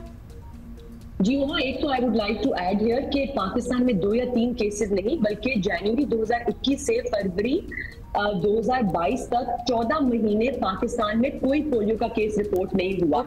सो we have done it before, we can do it before. हमने एक बड़ी मजबूत कम्युनिकेशन स्ट्रैटेजी बनाई है, जिसमें ना सिर्फ हम मेन स्ट्रीम मीडिया, आपके चैनल्स के थ्रू ये प्रोग्राम्स चला रहे हैं, शॉर्ट डॉक्यूमेंट्रीज बना रहे हैं, लेकिन हमने लोकल लेवल पे जहाँ पे हमें रेजिस्टेंस है, जिसमें जनूबी खैबर पख्तूनख्वा, क्वेटा ब्लॉक, कराची, खैबर पेशावर का एरिया है, वहाँ हम लोकल लेवल पे, चाहे वो हमारे असातिज़ा हो, हमारे डॉक्टर्स हो, हमारे रिलीजियस उलमा हो, हमारे ट्राइबल एल्डर्स हो, इन इन्फ्लुएंसर्स को हम इकट्ठा कर रहे हैं और कह रहे हैं कि आपकी जो मर्जी जहाँ पे बॉयकॉट हो रहा है, आपकी वजूहात कुछ हो, लेकिन बच्चों की हेल्थ, बच्चों की सेहत के ऊपर आप कॉम्प्रोमाइज ना करें। ये ऐसी बीमारी है जो कि आपको जिंदगी भर के लिए अपाहिज कर सकती है, और इन सर्टेन केसेस जहाँ पे बच्चों की कुव्वत मुदाफियत बहुत कम होती है। अच्छा आयशा रज़ा, एक तो ये केसेस है ना रेजिस्टेंस का, एक है एक्सेस ना होना। तो क्या हम ये डिटर्मिन कर पाए हैं या हम 100% श्योर हैं कि हर जगह बच्चों को पोलियो के कतरों तक एक्सेस है? क्योंकि अब ये भी समझ में नहीं आती बात कि इतनी कैंपेनिंग ये सब कुछ पहले भी हुआ है, उलमा को ऑन बोर्ड लेना, रेडियो के पैगामात, अखबारात के पैगामात, अभी भी रेजिस्टेंस होती है या फिर एक्सेस ना होने का भी कहीं ना कहीं मसला रह जाता है? कहीं कोई कुछ नो-गो एरियाज़ हैं, आप जा ही नहीं सकते। आपको पता है खैबर पख्तूनख्वा के बाज़ इलाकों में एक्चुअली हुकूमत खैबर पख्तूनख्वा के लिए नो-गो एरिया है, या बलोचिस्तान के बाज़ इलाकों में आप नहीं जा सकते। जी बिल्कुल, आई थिंक अब इस वक्त कोई 99% हमारी जो रसाई है वो हर जगह पाकिस्तान में मुमकिन है। यकीनी तौर पे जनूबी खैबर पख्तूनख्वा के कुछ इलाके हैं जहाँ पे रसाई पहले मुश्किल थी, लेकिन इस वक्त हम सूबाई हुकूमतों के साथ और जिला इंतजामिया सिक्योरिटी एस्टैब्लिशमेंट तक मिलकर ये यकीनी बना रहे हैं कि हम हर जगह पहुंच सके। Security is much better than it was before. लेकिन आपके प्रोग्राम के थ्रू मैं ये बावर कराना चाहती हूँ कि इस वक्त पोलियो क्यों मौजूद है। उसकी वजह यह है कि जब तक हम एक यकजा तौर पर पूरे मुल्क में हर 5 साल से कम बच्चे को एक साथ पोलियो के कतरे नहीं पिलाते, और अगर बच्चे रह जाते हैं, और पिछले साल 7 लाख बच्चे पोलियो के कतरे पीने से महरूम रहे हैं, तब ये पोलियो वायरस फिर उभर के कहीं ना कहीं हमारे सीवरेज सैंपल्स में नजर आ जाता है। तो ये बहुत जरूरी है कि हम यकजा साइमल्टेनियसली कैंपेन्स चलाएं, जो कि अब हमारी हुकूमत अमली है। ये पहला कैंपेन इस साल का अभी शुरू हुआ है और दिसंबर तक हम इसके अलावा 2 और बड़े मुहिम चलाएंगे, जिसमें हमारी ख्वाहिश है और प्राइम मिनिस्टर ऑफिस की मदद से, बाकी तमाम हुकूमतों की मदद से हम लोग ये बावत कराएंगे कि हर बच्चे को 5 साल से कम ये कतरे पिलाए जाएं, और तब भी यकजा तौर पर इसका खात्मा मुमकिन होगा। इसमें जो हमारी मुसलसल नकली फैमिलीज हैं जो कम्यूट कर रही होती हैं, they on the move all the time, उनको हम माइक्रो प्लान में लेकर आ रहे हैं। जहां जहां पे सेहत की बेसिक फैसिलिटीज में कमी है, हम वहां भी हुकूमतों के साथ महकमा सेहत के साथ मिलकर उसके ऊपर काबू पा रहे हैं। जहां पे हमारी हिफाजती टीकाजात प्रोग्राम में वैक्सीनेशन कवरेज कम है, वहां पर हम ईपीआर प्रोग्राम के साथ मिलकर इसको कर रहे हैं कि जी उसका भी हम खात्मा करें। तो दिस टाइम द कैंपेन के ऊपर सिर्फ फोकस नहीं हो रहा, बल्कि और हेल्थ कैंप्स लगाए जा रहे हैं, ईपीआर प्रोग्राम को इन्वॉल्व किया जा रहा है, ताकि हम एक कॉम्प्रिहेंसिव प्लान के साथ आगे चल सके। और आयशा साहिबा, आप हमारे शो पे एक दफ़ा दोबारा से ये याद दिला दें लोगों को, people who are watching us right now, कि अगर उन्होंने लेट्स सपोज पिछले साल बच्चों को कतरे पिला दिए थे और वो ये समझ रहे हैं कि हमें इस साल पिलाने की ज़रूरत नहीं है, तो इस साल भी पिलाएं, मतलब इसका कोई ओवरडोज उस तरह नहीं हो सकता। ये ऑब्वियसली आपकी तरफ से बात आएगी तो ज़्यादा समझ आएगी। जी बिल्कुल, इसमें ये मैं यकीन दिलाना चाहती हूँ, पाकिस्तान के, दुनिया के तमाम ममालिक, तमाम मुस्लिम ममालिक ने यही वैक्सीन बार बार इसी तरह पिलाकर बच्चों में कुव्वत मुदाफ़ियत बढ़ाकर पोलियो के अगेंस्ट इम्यूनिटी बिल्ड करके पोलियो का खात्मा किया है। इसके कोई नुकसान नहीं है। मैं आपको अर्ज करती हूँ कि प्लीज जब हमारी टीमें आपके पास आए, इनको 2 कतरे जरूर पिलाएं, और जहां पर किसी वजह से हमारी टीम्स आपके घर पर ना पहुंच सके तो हमारी हेल्पलाइन पे हमें कॉल करें, हम अपनी टीम को फौरन आपके घर भेजेंगे। इस वक्त जो मुहिम चल रही है वो 73% आबादी को कवर कर रही है, हमारे जो हाई रिस्क एरियाज हैं। सो प्लीज अपने बच्चों को बचाएं, अपनी कम्युनिटीज में, स्कूल मोहल्लों में बच्चों को बचाएं। जब तक पोलियो मुल्क के किसी हिस्से में मौजूद है, हमारा कोई बच्चा सेफ नहीं है। ये वाकई खतरे की बात है। आज इस्लामाबाद में 16 साल के बाद एक बच्चे को पोलियो हो गया है।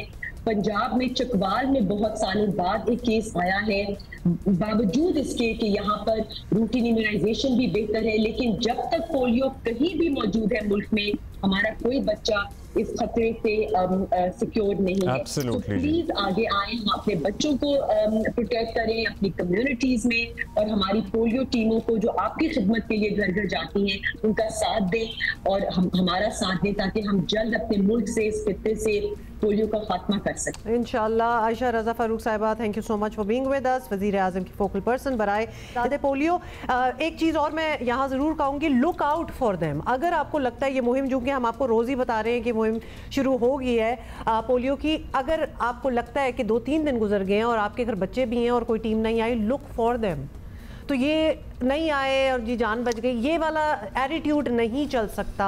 हर किसी को माहौल में जब तक वायरस मौजूद रहेगा ना, आपके बच्चे को इससे खतरा है। इसलिए ये भी नहीं है कि दूसरों, अब तो मैं कहूँगा कि एक स्टेप आगे जाएं, अपने बच्चों को तो ख्याल रखें, अपने रिश्तेदारों के बच्चों का, अपने मोहल्ले में बच्चों का, आपको इफेक्ट कर सकती है, वो आपको अफेक्ट कर सकती है चीज़। सो यस, इन केस आपको किसी जानने वाले से पता लग गया भाई हमने तो पिलाए नहीं, take them somewhere. Yes, I mean उस इमरजेंसी डाल दें कि ये कैसे हो सकता है कि आपने टेक इट वेरी सीरियसली। हम अपने बच्चों पॉइंट आउट भी करें, हम अपने बच्चों को हर चीज से बचाते हैं कि नहीं बचाते, मतलब कि धूप हो तो सर पे टोपी पहना दी, बारिश हो रही हो तो जाने नहीं देना, मतलब हर चीज से अगर हम उनको प्रोटेक्शन देने की कोशिश कर रहे हैं तो ये तो आपके घर आके कतरे पिलाए जा रहे हैं बच्चों को। So take advantage of that. ये बीमारी नहीं है, ये जिंदगी भर की माजूरी है, जिंदगी भर की माजूरी। फिर माइंड चेंज हो गया तो you can not go back on that, तब तक हो चुका होगा काम जो होना था।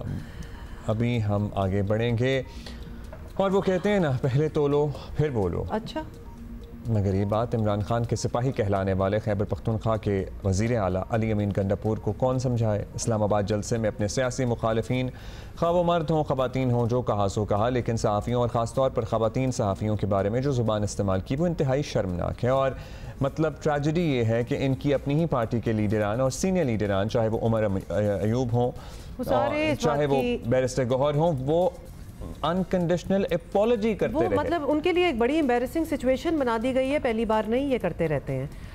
तो मगर ये हमेशा करते हैं। यही तो सारी बात है। But this goes back to the times when इनके बानी चेयरमैन मुख्तलिफ मीडिया इदारों को इंक्लूडिंग अस तनकीद का निशाना बनाते थे। जब वो इनको मना नहीं करेंगे, रेप्रिमांड नहीं करेंगे तो इनकरेजमेंट ही हो रही है ना। जब वहां से ये इन्होंने बिहेवियर सीखा है तो फिर आज तक हो रहा है ना। इतने सालों में ट्रेजेडी तो यही है कि ये सियासी जमातें क्या सीखती हैं। मतलब ऐसी गुफ्तगू तो आप समझ लें कि शायद थड़ों पर भी नहीं की जाती, जो कि एक वजीर आला भरे जलसे में कर रहे थे। मतलब हम रिपीट नहीं कर सकते कि वो किस किस्म की घटिया गुफ्तगू थी। और अगर आपने अब तक ये नहीं सुना तो सुना ही होगा वैसे तो। थोड़ा सा थोड़ा सा हम आपको जरा एक आइडिया दे देते हैं। पहचानो इंसाफियों को जो कलम बेच रहे हैं। इमरान खान और पीटीआई पे जुल्म हुआ, इन्होंने एक बात नहीं की। इंसाफियों को पहचानो, ये पैसे लेकर इन लोगों को बचाते हैं जिन्होंने आपका पैसा लूटा है। पहचानो इनको और सुन लो ये सारे, तुम जो हमारे खिलाफ कैंपेन चलाते हो, तुम्हारा ख्याल है हमें ब्लैकमेल करोगे। मैं लानत भेजता हूं तुम्हारी साफत पे, ऐसी साफत पे लानत भेजता हूं मैं। ये कुछ बिकाऊ टट्टू और ये कुछ दूसरी जो बैठी हुई है, ये जो साफत कर रही है, मैंने नोट भी खा मेरा मूड बने, मैंने नोट भी खा मेरा मूड बने। मैं तुम्हें चैलेंज करता हूं, तुम्हारा हाथ आजाद है, जो कहना है कहो, मैं तुम्हें कन्फ्रंट करूंगा। ये कौम मेरा साथ देगी। इनकी निशानदेही करो, निशानदेही करके इन लोगों को नंगा करके पूरी दुनिया को बताओ। नहीं, अगर आपका ये एटीट्यूड हुआ और ये आपके अल्फाज हुए तो कौम आपका साथ नहीं देगी, क्योंकि इतनी अकल कौम में भी है। मतलब आप इंसाइट कर रहे हैं और आपको पता है, ख़ासतौर पे ख़वातीन सिर्फ सहाफ़ियों की बात नहीं करूँगी, जनरली ख़वातीन की बात करूँगी कि क्या टेंशन है पाकिस्तान में। हमें रोज़ आए दिन किस किस्म की खबरें आती हैं, किस किस्म के किस्से होते हैं, क्या केसेस चल रहे हैं, उन केसेस में क्या जजमेंट्स होती हैं, और यहाँ आप बैठे हुए इस किस्म की बातें कर रहे हैं। आप एक ना ठट्ठे लगा रहे हैं जिसको कहा जाता है कि लोग हंसे और मुझे फॉलो करें। This is not the education that you need to give them. You have to choose your words, better words, wisely. तो खैर मैं नहीं एक्सपेक्ट कर सकती कि यहाँ कोई विजडम होगी। थोड़ा सा तो आप थोड़ा तो याद होगा आपको कि जब आप मरकज़ में बरसर इक़्तिदार थे तो किस तरह का माहौल बनाया गया था मीडिया के लिए, और क्या बात की जा सकती थी और क्या नहीं की जा सकती थी। और यहाँ पे चाहे कल से रात तक की जो सूरत हाल है उसी को लेकर देख लीजिए। एक एक चीज, मेन स्ट्रीम मीडिया, छोटे प्लेटफॉर्म्स, डिजिटल प्लेटफॉर्म्स, आपकी अपनी पार्टी नहीं आपके साथ खड़ी हो रही है, एक एक चीज रिपोर्ट हो रही है, एक एक चीज बयान की जा रही है, एक एक चीज बताई जा रही है। सो ये जो रिटोरिक है ना, ये बड़ा पुराना और बड़ा चीप है। अब चीप सही है। ये वहां से शुरू हुआ था कि डॉन को बुरा कहो, जियो को बुरा कहो, और ये अब 2024 में भी आप यही कर रहे हैं। कुछ तो नया लेके आए मार्केट में। अच्छा, आपकी अपनी पार्टी के चेयरमैन गौहर अली खान, उमर अयूब, ये सारे माफ़ी मांग रहे हैं आपकी गलती की वजह से। ज़रा सुने उनका क्या कहना है। जो अली अमीन गंडापुर साहब ने किया अभी पूरा वो स्टेटमेंट वो ऑडियो क्लिप मैंने नहीं सुना, लेकिन यह है कि उन्होंने मेरा ख्याल है सारे जर्नलिस्टों को नहीं रेफर किया, लेकिन जिन जर्नलिस्टों की उनसे दिल आज़ारी हुई है तो मैं अनकंडीशनल अपॉलॉजी करता हूँ। उनका मकसद हरगिज़ किसी नहीं था कि आप लोगों के बारे में कुछ ऐसे अल्फाज बोलें। उन्होंने शायद कि एक आध का जिक्र किया है या जिसका पहले से हमारा कोई बॉयकॉट था, लेकिन अदरवाइज़ जनरली जो जर्नलिस्ट है हम बड़ा रिगार्ड करते हैं। आप सख्त वक्त में हमारे साथी हैं और आप मुल्क की खिदमत कर रहे हैं। आपको सारे उसको जो सेकंड वर्जन होता है वो भी लाना आपकी जिम्मेदारी है। अच्छा, हमें वैसे तो सारी पॉलिटिकल पार्टी से ओवर द इयर्स एक शिकायत रही है कि ख़वातीन को उस तरह वो इम्पोर्टेंस नहीं दी जाती, ख़ासतौर पे मेन स्ट्रीम में अब अगर आ रही हैं, लेकिन उल्टा इतना डेरोगेटरी वे में उनको ट्रीट करना, ये एक ही पार्टी है वैसे तो वैसे ये सबसे नहीं कर सकते, ये सिर्फ आप इन्हीं से शिकायत कर सकते हैं। वही मैं कह रही हूँ ना, ये एक ही पार्टी है जो ये करती है। हमारे साथ कुछ ख़वातीन सहाफ़ी और एंकर पर्सन्स मौजूद हैं और सवाल ये है कि तहरीक इंसाफ को ख़वातीन सहाफ़ियों से क्या मसला है, और ये मसला बहुत पुराना है। मतलब हमें जलसों में कवर करते हुए अपनी जो साथी एंकर्स कॉलीग्स होती थी उनको प्रोटेक्ट तो नहीं मैं कहूँगा लफ्ज़ इस्तेमाल करना, लेकिन उनको बचाना पड़ता था क्राउड से और खुद भी होते थे। हाँ, मनीज़ जहांगीर तज्ज़ियाकार हैं, पहले आप बताएं मनीज़ कि तहरीक इंसाफ को ख़वातीन सहाफ़ियों से मसला क्या है भाई, क्या हुआ है? मेरा ख्याल है मैं सारी तहरीक इंसाफ को जो है वो नहीं कहूँगी कि सारी तहरीक इंसाफ को ख़वातीन सहाफ़ियों से मसला है, मगर मैं ये ज़रूर कहूँगी कि तहरीक इंसाफ के अंदर एक कल्चर है कि जब आप ख़वातीन सहाफ़ी को गाली देंगे तो उसके ऊपर ताली बजाई जाएगी और उसके ऊपर नोटिस उस चीज़ का नहीं लिया जाएगा या उस इंसान को रोका नहीं जाएगा। मुझे हैरत हुई कि वज़ीर आला खैबर पख्तूनख्वा जो है उन्होंने इतनी गंदी जो अल्फाज हैं वो ख़वातीन सहाफ़ियों के लिए कहे, सेक्शुअल स्लर्स उनके लिए इस्तेमाल किए, मगर उसका कोई खामियाजा उनको भुगतना ना पड़ा। मुझे इस पर अफसोस नहीं है कि अली अमीन गंडापुर साहब ने ऐसा कहा, चूँकि उनको देख के, उनके माजी में जो बयानात है उनको देख के मुझे यही समझ में आई है कि उनकी परवरिश ही ऐसी हुई है। मगर क्या बाकी जो ख़वातीन हैं तहरीक इंसाफ के अंदर वो सो रही हैं, और क्या उनका जो एक गैरत उनकी होती है, क्या वो जागी नहीं है? क्या उनको कोई एहसास नहीं है कि इस मुल्क के अंदर ख़वातीन कितनी पसमानदा हैं और जो ख़वातीन काम करती हैं कितनी मुश्किल से, कितनी जद्दोजहद से वो उधर पहुंचती हैं? तो उनको इस किस्म की गंदी गालियां देना, उनको जो है सेक्शुअल स्लर्स जो है उनके ख़िलाफ़ करना, मैं समझती हूँ कि ये उस जहनियत की अक्कासी करता है जो एक बहुत ही पसमानदा, बहुत ही एक ऐसे घराने से आया हो जो समझता है कि औरत पाँव की जूती है। हम इस सोच के ख़िलाफ़ हैं। हम समझते हैं ख़वातीन को शाना बशाना मर्दों के साथ खड़े होने की पूरी अपॉर्चुनिटी देनी चाहिए, और हम उन ख़वातीन से मुखातिब हैं जो पाकिस्तान तहरीक इंसाफ के अंदर हैं कि खुदारा आप जब लाठियां खाती हैं, आप जब जेलों में जाती हैं, जब आप झंडे लहराती हैं पीटीआई के, तो तब इनसे अपने मर्दों से ये भी पूछा करें कि हमें वो इज़्ज़त दें जो आप एक दूसरे को देते हैं। जब काबीना में मर्दों की जिसे कहते हैं लपक लपक के मर्दों को वजारतें दी जाती हैं, तब आप अपने मर्दों से पूछें कि जब हम जेलें भरते हैं, जब हम झंडे लहराते हैं, तो क्या हमारे लिए तब आप ये नहीं सोचते कि जब आप हुकूमत में आएंगे तो हमें भी वजारतें मिलेंगी? तो आप पॉलिसी मेकिंग में आएँ, आप मर्दों को ये कहें जो आपके साथ काम कर रहे हैं कि वो आपकी इज़्ज़त करें, आपकी जो जेंडर है उसकी इज़्ज़त करें। उसके बगैर ना पाकिस्तान आगे बढ़ सकता है और ना ही खैबर पख्तूनख्वा आगे बढ़ सकता है। आपको ख़वातीन को साथ लेके चलना होगा। स्ट्रॉन्ग वर्ड्स मनीज़े आपने यूज़ किए हैं, परवरिश, एंड आई एम सॉरी, लेकिन ये तो खुद ही वो दिखा रहे हैं, कोई कहता नहीं है, लेकिन नज़र ये आ रहा है। और ये भी बड़ी आपने अच्छी बात की है, the women in the party need to speak up. Why are they being used? Memon Sarfaraz हमारा वेट कर रही हैं और सवाल वही है कि पीटीआई को मसला है ख़वातीन जर्नलिस्ट से। देखिए, हमने देखा है कि पीटीआई के अंदर जो है वो टॉलरेंस बिल्कुल नहीं है डिफरेंस ऑफ ओपिनियन के लिए। पीटीआई बेसिकली चाहती है कि तमाम सहाफ़ी जो है वो ज़ॉम्बीज़ बन के 100% सबमिशन हो, कोई इनसे सवाल ना करे, कोई इनसे जो है वो इनके ऊपर तनकीद ना करे, कोई ऐसी ऑब्जेक्टिव रिपोर्टिंग ना करे कि जिससे इनका जो है वो इमेज ख़राब हो। तो ये बेसिकली कोई भी सहाफ़ी जब इनको क्रिटिसाइज़ करता है या इनसे अलहदा ओपिनियन रखता है या इनसे सवाल करता है, तो ये उसके खिलाफ एक मुनज़्ज़म कैंपेन चलाते हैं, ख़ास तौर पर ऑनलाइन ट्रोलिंग जो है।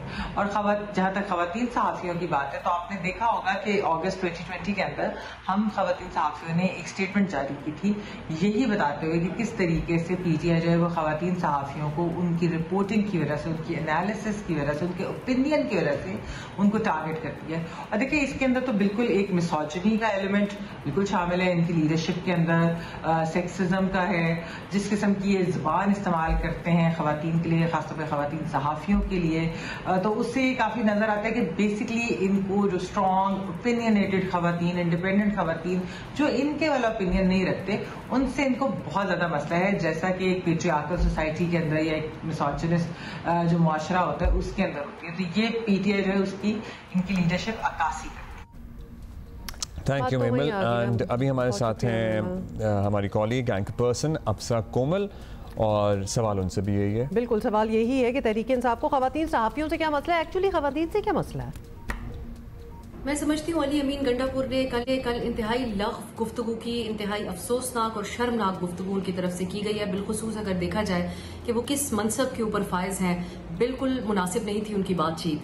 पाकिस्तान में जो इन ख्यालात का इजहार किया जाता है वो एक ही सोच की अक्कासी करता है। खवातीन से मेरी ऑब्जर्वेशन में एक चिड़ पाई जाती है मर्द हजरात को, और बिलखुसूस अगर वो खातून किसी अहम ओहदे के ऊपर फायज हो, किसी अहम सरकारी ओहदे के ऊपर, या फिर मीडिया जैसे पेशे से उसका ताल्लुक हो। तो जब आपका मीडिया से ताल्लुक होगा तो आप सियासी जमातों पर और शख्सियात पर तनकीद भी करेंगे। तो कैसे किसी को ये बात जो है वो बर्दाश्त हो सकती है जब एक अमूमी तौर पर एक नफरत का एलिमेंट पाया जाए, खवातीन के साथ एसोसिएट किया जाए कि वो कोई बात नहीं करेंगी, या वो कोई जवाबदेही किसी से नहीं करवाएंगी, या कोई सवाल नहीं उठाएंगी किसी के ऊपर। तो ये मुझे उसी सिलसिले की कड़ी नजर आती है। अली अमीन गंडापुर से कुछ बेहतर एक्सपेक्ट भी नहीं किया गया था, क्योंकि वो पहले भी माजी में भी बहुत से इस किस्म के बयानात दे चुके हैं। लेकिन ये जो उनका स्टेटमेंट था, ये रिपीट करते हुए भी मुझे बड़ी शर्मिंदगी महसूस हो रही है आपके नाजरीन से, माजरत के साथ। लेकिन उन्होंने कहा कि इन सहाफियों को आइडेंटिफाई करें और आप इनको नंगा करें। ये बहुत ही एक खतरनाक किस्म का उनका स्टेटमेंट है, और कोई भी इश्तियाल में आके तो आई एम अफ्रेड कि किसी सहाफी के ऊपर कोई हमला ना कर दे। लेकिन ये कोई पहली बात नहीं है, कोई पहली बार ऐसा नहीं हो रहा। बहुत से ऐसे नामवर सियासतदान हैं जिन्होंने इस किस्म की बातें की। मियां नवाज शरीफ साहब का वो स्टेटमेंट हम नहीं भूल सकते, जिसमें उन्होंने कहा था कि जलसों में हमारी खवातीन तो बहुत तहजीब से खड़ी होती हैं, लेकिन पीटीआई के जलसों में खवातीन आती हैं तो वो ढोल के ताप पर रक्स करती हैं। इसी तरीके से ख्वाजा आसिफ साहब ने असेंबली में ये कह दिया था कि ये जो पीटीआई की औरतें बैठी हैं ये अपने लीडर की बाक़ियात हैं। तो ये एक तसलसल है। हमारे यहाँ प्रॉब्लमेटिक स्टेटमेंट्स देना मर्द सियासतदानों का एक पसंदीदा मशगला है, जिसके नताइज हम आज देख रहे हैं। पीटीआई की मुखालिफ जमातों को यह भी पता होना चाहिए कि जब केसेस इद्दत और निकाह से मुतालिक बनेंगे और सियासत उनके अराउंड रिवॉल्व करेगी तो बात फिर यहाँ तक भी जाएगी। हमें ये देखना होगा कि अली अमीन गंडापुर क्या अपने बयान के ऊपर माफी मांगते हैं, और क्या वो माफी सहाफियों के लिए काबिल कबूल होती है या नहीं होती।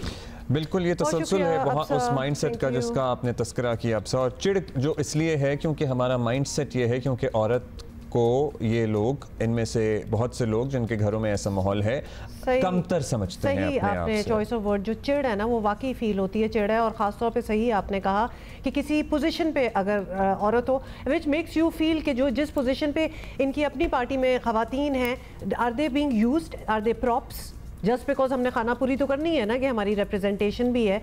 तो ख़वातीन in the party need to look into it as well. जबरदस्त खबर है। तो स्क्रैबल में पाकिस्तानी स्टूडेंट्स का एक और कारनामा, and I was just hoping I was a student too and I would. Pakistan ने जनाब ये 5वीं दफा, रिकॉर्ड 5वीं दफा वर्ल्ड यूथ स्क्रैबल चैंपियनशिप जीत ली है। How cool is that. अच्छा, ये जो विन है ना उसके साथ पाकिस्तान रिकॉर्ड 5वीं मरतबा वर्ल्ड यूथ चैंपियनशिप जो है जीतने वाला दुनिया का पहला मुल्क भी बन गया है। रिकॉर्ड देखें जरा हमारे यंगस्टर्स जो तोड़े हैं। और श्रीलंका में ये हुआ वर्ल्ड यूथ स्क्रैबल चैंपियनशिप, उसमें पाकिस्तान के 16 साल अफान सुलेमान ने 23 में से 19 गेम्स में अपने जो हरीफ थे उनको मात दी। And what brilliant feat it is. It's not an easy job by the way. अगर आप स्क्रैबल खेलते हैं ना और किसी को हराना, you need to be very clever, very fast as well. अच्छा जी, अफान हमारे साथ हैं। अफान, अस्सलाम वालेकुम, बहुत मुबारक हो आपको। सो अफान, सबसे पहले तो यही बताइए तैयारी कैसे करते हैं? वी नो के कुछ ऐप्स भी होती हैं, फिर वो फिजिकल तो होता ही था, लेकिन अब और क्या मेथोडोलॉजी है जो आप लोग तैयारी के लिए इस्तेमाल करते हैं इस लेवल तक कम्पीट करने के लिए? तैयारी हम ऐसे करते हैं कि इसका एक सॉफ्टवेयर होता है, तो हम उस पर प्रैक्टिस करते हैं और गेम्स खेलते हैं। पाकिस्तान स्क्रैबल एसोसिएशन है, वो हर महीने टूर्नामेंट करवाते हैं, तो हम वो खेलते हैं। और उससे बहुत प्रैक्टिस होती है और अच्छा अफान, मैं भी इस बहुत ही ऑब्सेस्ड हूँ, स्क्रैबल खेलती हूँ, लेकिन चैंपियन लेवल के लिए कितना खेलना पड़ता है, मतलब क्या है आपकी प्रैक्टिस? चैंपियन लेवल के लिए मैं जो हूँ एक दिन में 6 घंटे इस गेम की प्रैक्टिस करता हूँ। वर्ड लर्निंग 6 घंटे होती है इस वजह से। अच्छा जाहिर है आप यहाँ से जीतते गए, फिर वहाँ पे जीत लिया, मगर फिर भी कभी इंसान को लगता है ना फंस गया। सो वो कोई मोमेंट आया है इसी टूर्नामेंट में कि हाँ भाई अब ये ट्रिकी हो रही है सिचुएशन, यू नो थोड़ा कॉम्प्लिकेट हो गया है गेम? हाँ ऐसे लास्ट डे पे एक गेम था, उसमें मैं जो हूँ वो गेम मैं हार गया था। मुझे लगा कि शायद मैं ये चैंपियनशिप हार सकता हूँ, लेकिन फिर अल्लाह ताला के फजल करम से वो उसके अगला वाला गेम मैं जीत गया और चैंपियनशिप भी मैं जीत गया। हाँ ऑफ कोर्स, हमें बहुत सी चीज़ें जो हैं वो देखनी पड़ती हैं। अच्छा व्हेन आई प्ले तो मैं कभी कभार करती हूँ कि मुझे बड़े अच्छे जो हैं वो अल्फ़ाबेट्स आ गए हैं और जगह भी प्लेसमेंट ऑन द बोर्ड बड़ी अच्छी मिल गई है, लेकिन व्हाट अबाउट यू? स्क्रैबल में लक को ज़्यादा अहमियत आप देते हैं या फिर महारत को? मैं लक को तो सिर्फ 15% क्रेडिट दूंगा, बाकी तो मेरा जो गेम का एनालिसिस है और बाकी वर्ड नॉलेज जो है ये बहुत ज़्यादा मैटर करती है। तो लक तो सिर्फ 15% होती है और ऐसा होता है कि किसी गेम में लक आएगी और किसी गेम में नहीं आएगी। अच्छा एक वर्ल्ड चैंपियनशिप थी ये, तो कहाँ से थे आपके opponents? All around the world से 15 कंट्रीज ने पार्टिसिपेट किया था और 138 प्लेयर्स ने पार्टिसिपेट किया था इस टूर्नामेंट में। फिर कितनी आसानी से आपने वैसे कह दिया, माशाल्लाह कितनी कोई प्रैक्टिस होगी ज़बरदस्त किस्म की और कॉन्फिडेंस कितना होगा, ये इट मैटर्स अ लॉट। और बज़ाहिर ये एक ऑब्वियसली स्क्रैबल जो है बड़ी पॉपुलर गेम है, everybody plays it, but it's a very family game as well. बड़ी दुनिया में ये खेली जाती है, पहले तो बोर्ड्स पे होती थी, फिर ये ऐप्स पे ऑनलाइन। लेकिन फिर भी मुझे लगता है कि कहीं ना कहीं कुछ चीज़ें हैं जो आप दिमाग नहीं, आपको रट्टा लगाना पड़ेगा, मतलब कुछ वर्ड वोकैब्युलरी हमसे बेहतर क्या और हो सकता है। तो लोगों को इतनी वोकैब्युलरी जो है फान वो नहीं उनके पास होती, तो क्या आप क्या करते हैं? अब आप भी रट्टे लगाते हैं एक ही चीज दोबारा बार एक ही चीज पे, जैसे एक ही वर्ड बार पढ़ना और वो फिर दिमाग में बैठ जाता है और बस रीडिंग और रिटेंशन नया वर्ड सीखा है, याद रखना। और कुछ ऐसे लेटर्स होते हैं अब्दुल्ला, अगर आप स्क्रैबल खेलते हैं जिसमें Z हो गया, J हो गया, मतलब you don't realize too many words with it all, ये बड़े बिग स्कोरिंग लेटर्स जो होते हैं वो है। अच्छा बताएं फाइनल में आपका अपोनेंट कौन था फान? श्रीलंका का एक प्लेयर अदीशा था, मुझे थोड़ा सा डर लगा कि शायद चैंपियनशिप ना हार जाऊं, पर अगला गेम मैंने उनको हरा दिया। आता और है भी बड़े, आपने उन्हीं को फाइनल में भी हरा दिया। जाहिर है श्रीलंका में ही बाय द वे ये इवेंट हो रहा था। अच्छा ये गेम तो बहुत पुराना है, बचपन से ही हम भी खेल रहे हैं, हमारे वालिदैन भी प्रॉब्ली खेलते थे।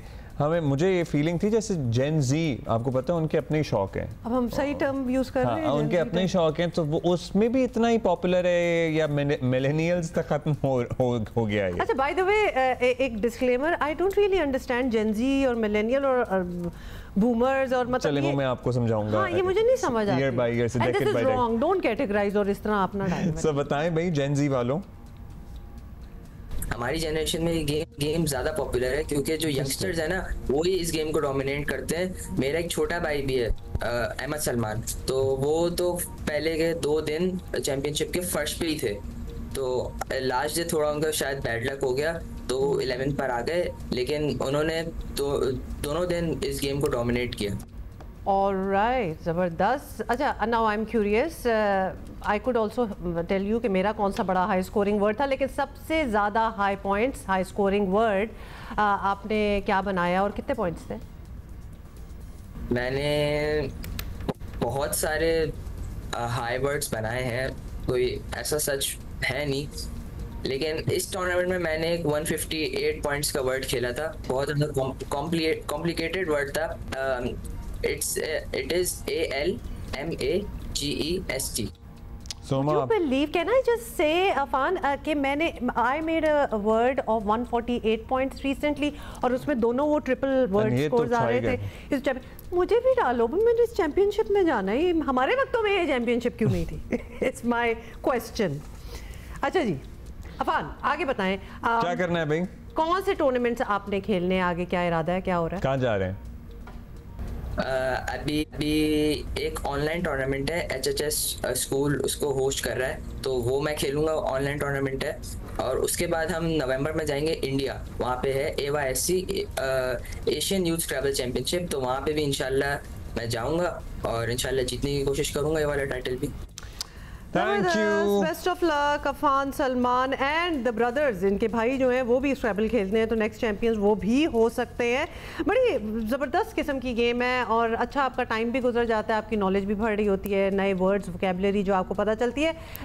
बहुत से ऑब्वियसली तरीके हैं, but the key is also to remember all the 2 letter यानी 2 अल्फ़ाबेट वर्ड्स तो हम नहीं कहेंगे, बट दैट स्क्रैबल एक्सेप्ट्स। मतलब आई के साथ कौन सा जा सकता है, जे के साथ ओ या ए जाता है, जे यू नहीं हो सकता, जेड के साथ कौन से वर्ड्स जा रहे हैं, क्योंकि आप उनकी प्लेसमेंट के साथ काफ़ी पॉइंट्स जो है वो बना सकते हैं। हमारे से पहले आप पूछ रहे थे कि मिलेनियल्स और जेन ज़ी, सो मिलेनियल्स उससे पहले भी हम शुरू कर सकते हैं, लेकिन मिलेनियल्स आर द वंस जो कि 1981 से 1996 के दरमियान पैदा हुए हैं, क्योंकि वो मिलेनियम था। हाँ, एग्जैक्टली। 1996 से आगे मिड 2000s तक फिर आए हैं जेन ज़ी। अच्छा, ठीक है, मिड 2000s तक।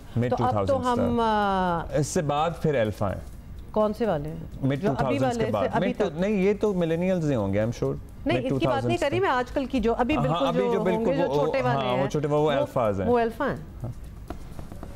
आप किधर फिट आते हैं, जरा ये हमें बताइएगा। भाई वो कराची में ट्रैफिक अपडेट हमें लेनी चाहिए वैसे कि क्या सूरत हाल है। मुझे जो इस वक्त बहाल हो गया मामला, बहाल हो गया, तो जो वीडियोस मुझे आ रही हैं इधर उधर से, वो मुझे भी यही आ रही हैं, तो कैसे ठीक हुआ?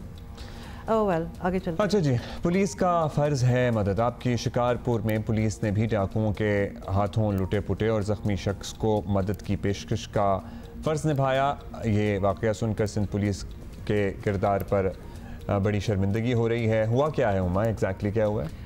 शिकारपुर ढक्कन थाने के हदूद गांव अली खान के करीब मुसल्लह डाकुओं ने मकसूद नामी शहरी से नकदी और मोटरसाइकिल छीनने की कोशिश की। मुज़ाहमत पर फायरिंग करके नौजवान को ज़ख्मी कर दिया। नौजवान ने पुलिस को इत्तला दी।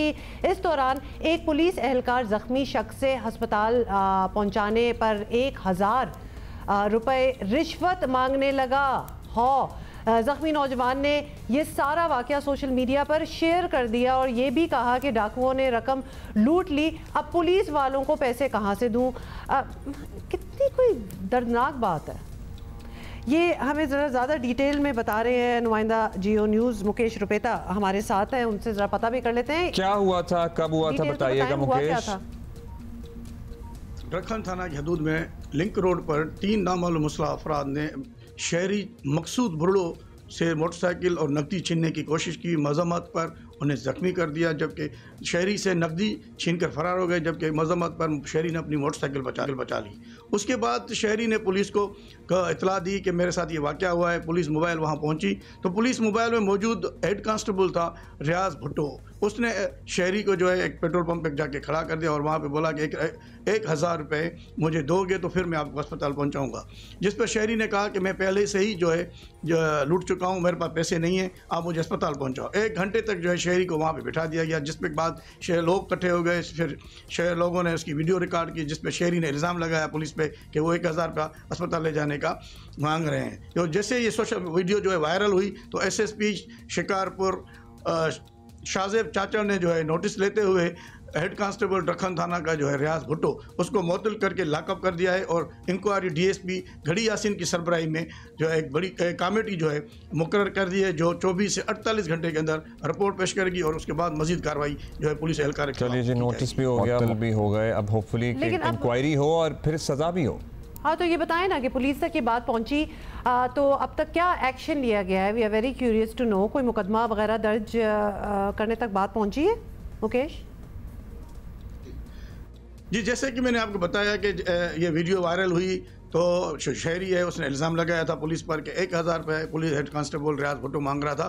तो उस पर SSP शाहजेब चाचा ने नोटिस लिया था और नोटिस लेने के बाद जो हेड कांस्टेबल ढक्कन पुलिस थाना का है उसको मुअत्तल कर दिया गया है। और जो जहाँ तक बात है मुकदमा दर्ज की तो SSP का ये कहना है कि इंक्वायरी जारी है, जैसे ही इंक्वायरी मुकम्मल की जाएगी। उसके बाद मज़ीद कार्रवाई पुलिस एहलकार के खिलाफ भी की जाएगी और जो डाकू हैं वो शहरी से सामान नकदी लूट के फरार हो गए हैं, उनकी गिरफ्तारी के लिए भी इकदाम उठाए जाएंगे। मुअत्तल कर दिया गया, इंक्वायरी जारी है, ये एक्शन हुआ है, होपफुली अब आगे भी कुछ ये जो समझ आए। मकसूद नामी शहरी की ये सारी कहानी है ना, जिसने वीडियो फिर सोशल मीडिया पे वायरल की, बहुत अच्छा काम किया। बिकॉज अगर इस किस्म की कुछ चीज़ें हो रही हों और मतलब ये तो बड़ा एक प्रेजेंस ऑफ माइंड है कि मैं किस तरह डील करूं और किसको बताऊं कि दिस इज़ रॉन्ग। और उसने ऐसी चीज़ों में सोशल मीडिया का सहारा लेना इज़ गुड, कमेंडेबल, और ये उस वक्त राइट एट दैट मोमेंट करना। और हम मुकेश से कहेंगे कि ज़रा फॉलो अप रखें, क्योंकि यू नो बात तो छोटी सी है, रकम छोटी सी है, मगर मतलब आप सिचुएशन देखें कि क्या हो रहा है और उसमें क्या किया जा रहा है। नहीं, और फिर ऑब्वियसली लोग डरते भी हैं कि बाद में जी हमारे साथ क्या होगा एंड ऑल दैट, और थोड़ा सा आई गेस केयरफुल रहना भी चाहिए। I don't know what to advise you, रिश्वत है, छोटी हो या बड़ी, although you need to come out with it, और इसी तरह ही एक्सपोज करने की बहुत ज़रूरत है। एशियन हॉकी चैंपियनशिप में पाकिस्तान और कोरिया के मैच 2-2 गोल से बराबर है और पाकिस्तान की जानिब से दोनों गोल्स हन्नान शाहिद ने किए हैं। पाकिस्तान मलेशिया के दरमियान खेला जाने वाला पहला मैच भी ड्रॉ हुआ था। कौमी टीम इवेंट में तीसरा मैच 11 सितंबर को जापान के खिलाफ खेलेगी। सो यस, ये गुड लक कहेंगे और मतलब यस ड्रॉ पे खुश हो गया। हमें बस इतने में इतना ही। हुमा हॉकी बेहतर हो रही है, मुझे लग रहा है। Hockey is doing better than because Abdullah Sultan से सो। नहीं, I think so, the matches are चलिंग गुड, हमारी परफॉर्मेंस बेहतर है पहले के निस्बत। और वैसे भी उम्मीद अच्छी रखनी चाहिए and yes you are right, मतलब this could have been a you know, we have seen the worst of times for, and then you know how they what they say, the only way is up. I don't always believe that because हम बिल्कुल नीचे बैठे हुए हैं hockey में, तो ऊपर ही जाएंगे अब, और क्या है उम्मीद। अभी तो हम क्रिकेट में उस जगह पे हैं। सारे हॉकी और क्रिकेट हाथ मिला रहे हैं इस वक्त नीचे। ओके, इजाजत लेंगे, कल मिलते हैं फिर इंशाल्लाह। बाय।